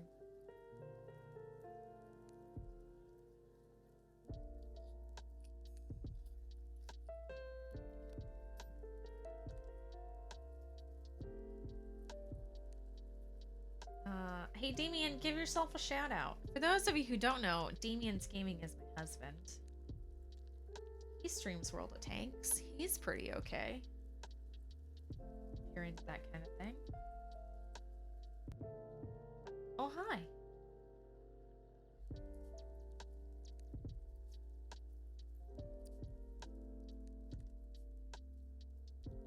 He got up for WoW. No, he got up and he made me coffee. And he helped make sure I was all set to go. And then he's like, I'm gonna chill in here. And I said, okay, bye.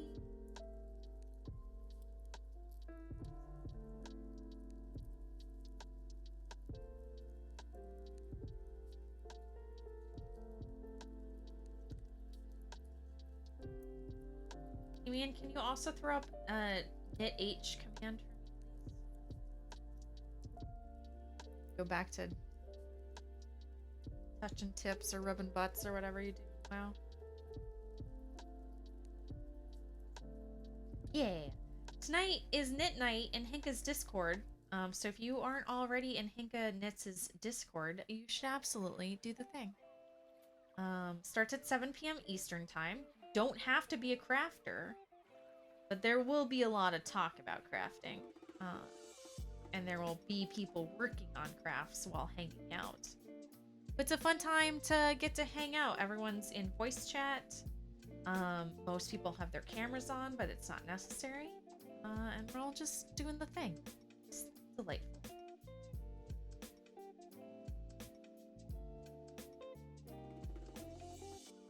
I will be there at least for the beginning.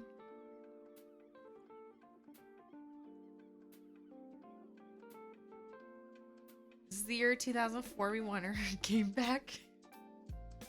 Weavy, you can't say that because I played World of Warcraft with Damien in when we first started dating. How we spent a lot of time together was playing World of Warcraft.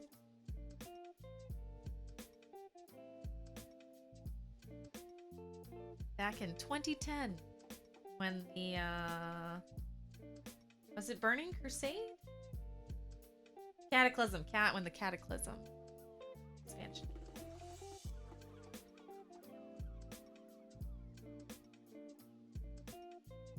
I got there before you did. I beat you to it.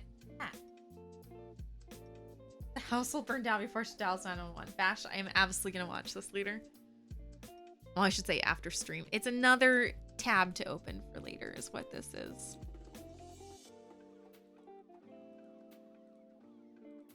I'm collecting them.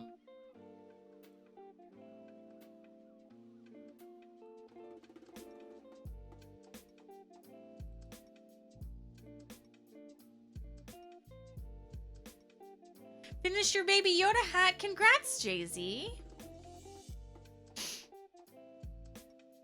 Are you happy with how it turned out? Are you excited?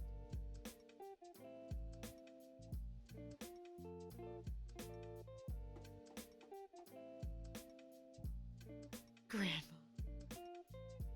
Back in my day, my husband and I would meet up and chat while playing World of Warcraft.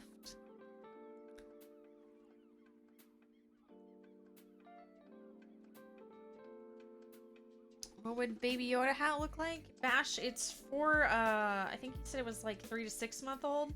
So it's probably a little cap with giant, adorable ears. I had to guess.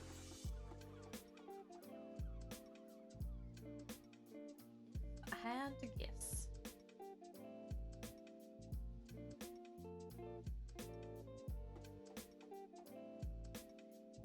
A green hat with long ears. There you go.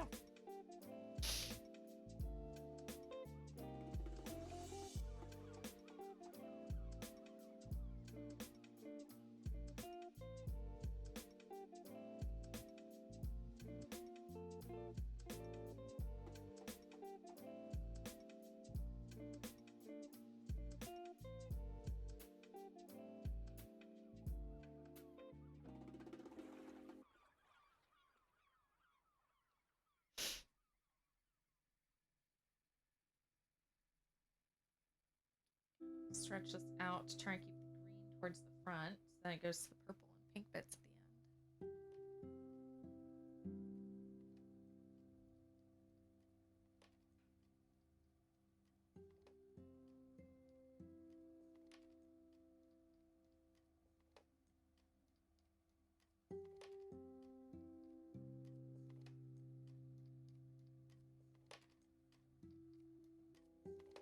I think the question we'll have to decide on for these socks, and we won't have to decide now, but we will have to figure out. For these socks, do I do a mini skein for the toe and the heel? Or do we knit it out of the same fluff so the whole sock's the same color? Questions to ponder. Although I probably won't decide until I apply it. See what the finished project looks like.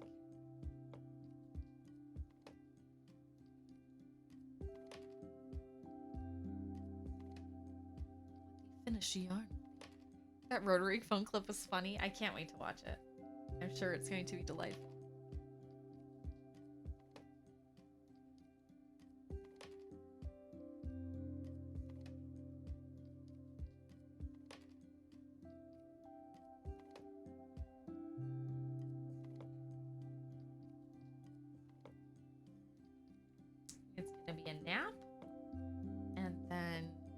Hamburgers and critical role. First thing, where I do a mini skein, a corresponding mini skein. So we did it for our other socks that we did last summer because we had to, because I wouldn't have had enough yarn if I didn't also use a mini skein. But this time we'll have plenty. So I'm thinking it might be, but I really like the effect when you have corresponding heels and toes.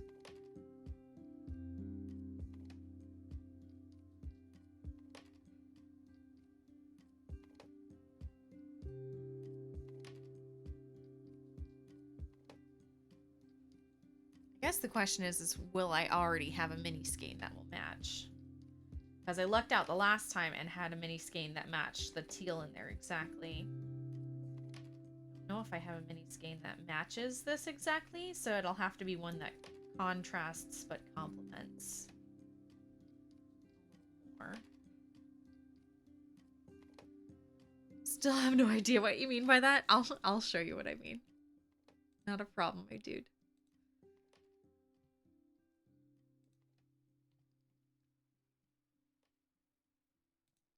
Here we go. Boop. I guess some areas of the country rotary phones still work. Bash, most of America, a rotary phone still works because it's just a landline. It's just not a lot of people have landlines anymore. But even if you don't have a home phone number, you should still have a landline because if the power goes out, and you still need to call 911, you can plug your phone into any phone jack and dial 911. You don't have to have a phone line active, like purchased. It just has to have been previously set up or wired. Rotary phones work on all landlines, yes. So it could work anywhere. It's just a matter of finding one and or using one. Here we go. So these were our socks from last year where we did the same thing. We had a corresponding heel and toe. Out of this matching teal. So I'd like to do this, but I had to, again, because it wouldn't have been a full pair of socks without it. We wouldn't have had enough. So I'd like to do the same for this spin, but I'm wondering if we'll have the color. But I'm just thinking out loud. I could pay you to make some custom I'm Gaming socks. If I took commissions, you could. I generally don't take commissions. I have enough to knit for me. And also you couldn't afford my prices. That is the one problem with a lot of handmade items. By the time you took into account just the knitting on top of the yarn price, they'd be like $100, $120 socks to pay me. Oh, sorry, Inception stream. Sorry guys. To pay me like $3 an hour to knit those socks.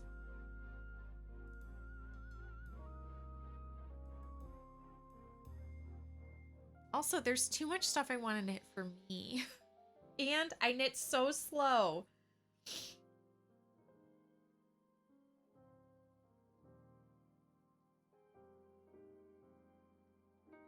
So slow. Kept one for just that situation when the power went out. It would still work. Yep.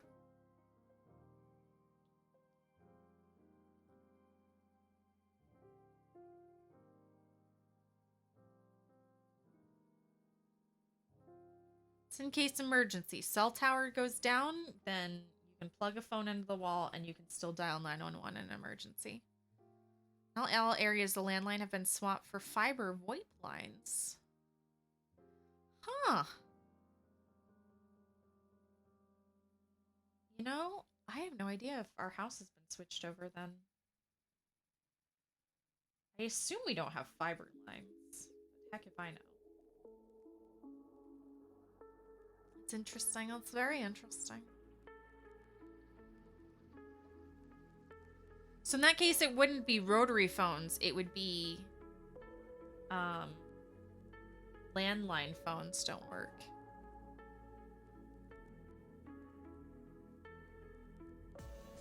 Because a rotary phone works on any landline, but if you don't have a landline, then it doesn't do you any good.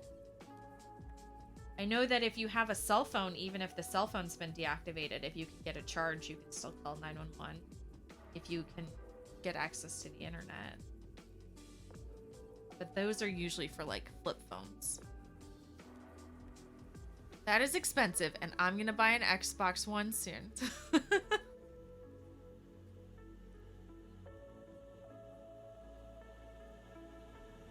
That's why I don't do commissions, because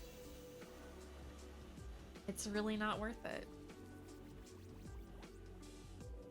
Also, this is something I do for me. And occasionally I'll do like a giveaway, like we did the hand knit hat or hand knit accessory last year. I'm sure we'll do another giveaway here probably towards the end of the summer. For another like hat or mittens or cowl situation.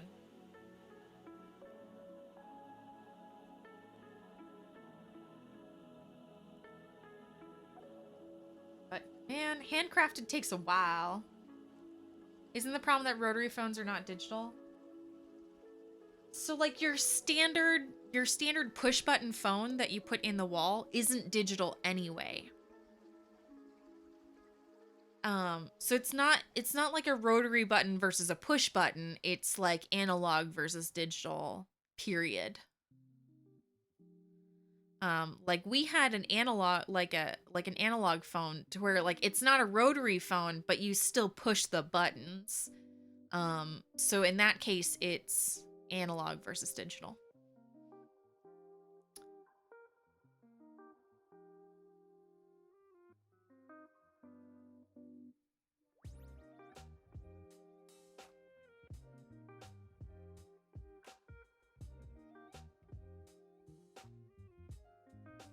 The whole point is, you know, what if a cell tower goes down and you have an emergency and you can't call 911 because you don't have cell phone reception kind of deal.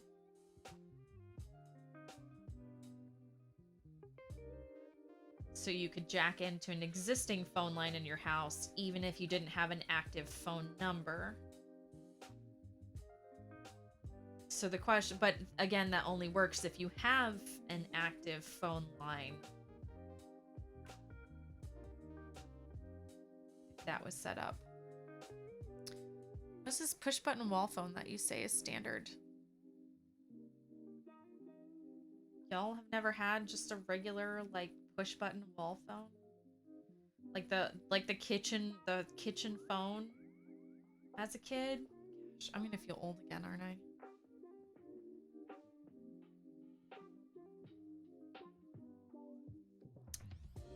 Let's ask the Google machine. Push button kitchen phone.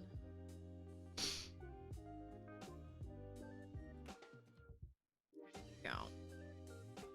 Vintage. Oh, barf.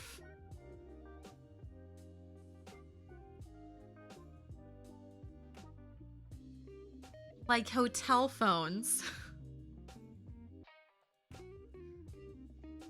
This is the one we had. Oh my gosh, you can still buy it.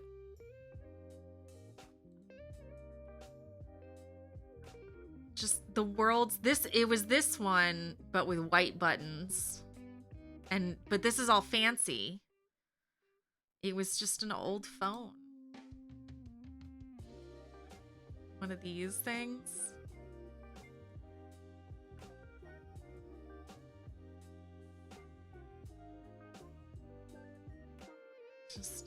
Just an old phone. This one specifically used to be in every kitchen.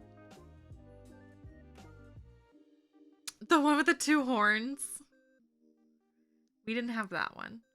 It wasn't like this. Didn't have one of these. I mean, but you could, because this one you hit the buttons.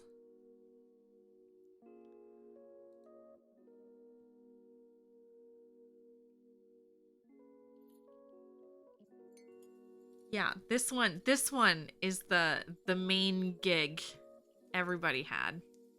Everyone had one of these. That is so old. Itar, stop it. Stop it. It's not that old.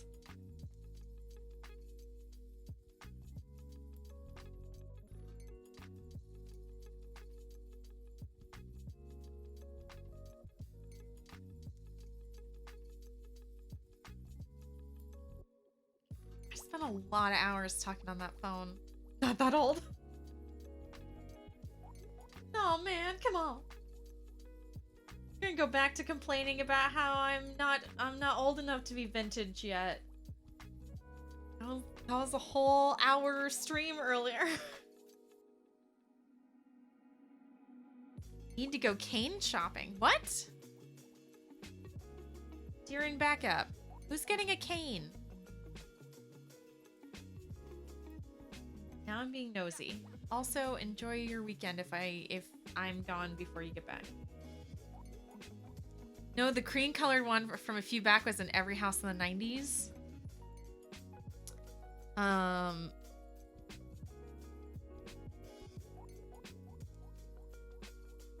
Oh, it was a joke.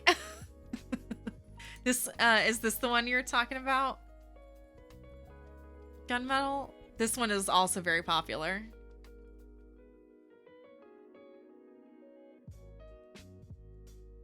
And I went to Kmart and got the 50-foot cord so I could talk in my room. Yes!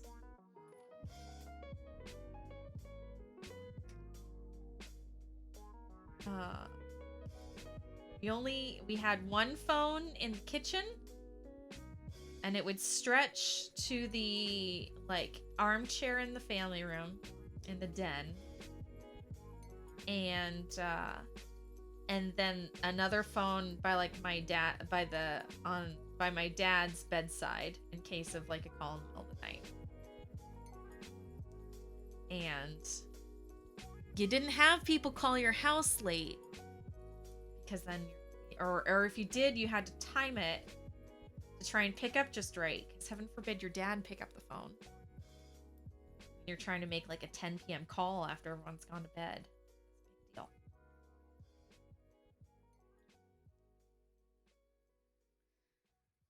Everyone heard your business when you're on the phone, and heaven forbid your mom be expecting a call and you had to get off.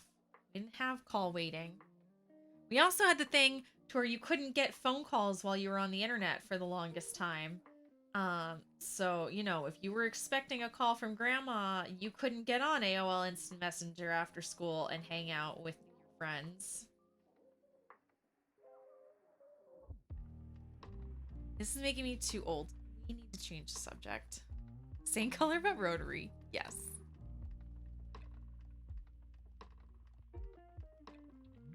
Totally remember the wall phones and got the long cord so you could take it to your room. Yes. 80s, not 90s. I was very I was a 90s kid. I was born in the 80s, but I was a true 90s kid.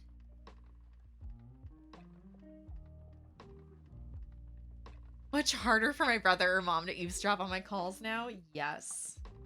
Multitasking? Excellent. Party line, anyone? We did not have a party line.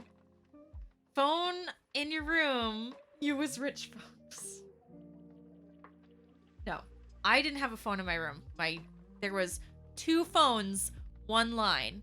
The one in the kitchen and the one in my parents' bedroom. Just in case.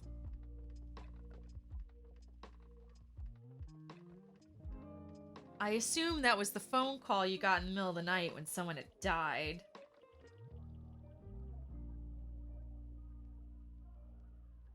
So I was like, who would need to talk on the phone? And it was a big deal when grandma called and mom and dad, mom and dad were on one phone and me and my sister were on another phone. Or me and my mom were on one phone and my sister and my dad were on another phone. It's just the one line. 100% party line in the neighborhood? Really?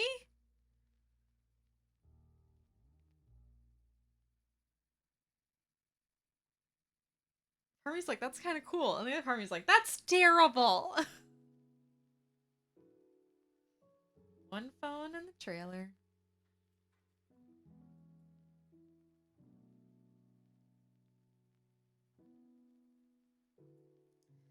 Those were the days. Now, I keep my phone in my pocket, and when I'm downstairs cooking dinner and Damien's upstairs talking to people and he can't hear me hollering, I just call him. And it's so nice. We'd listen in on the neighbors' phone calls and make fart noises.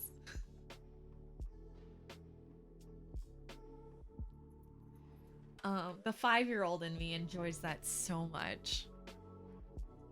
So much.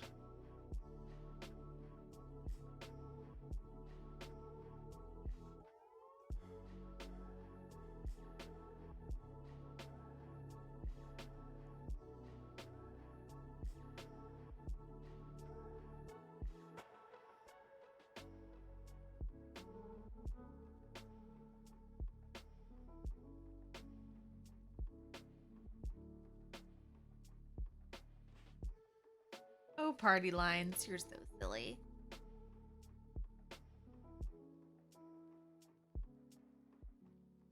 You knew if it was your phone call by how it rings in? Yeah. Yep, basically. Oh. Here we go, kids. 2 down, 2 to go. All the floof.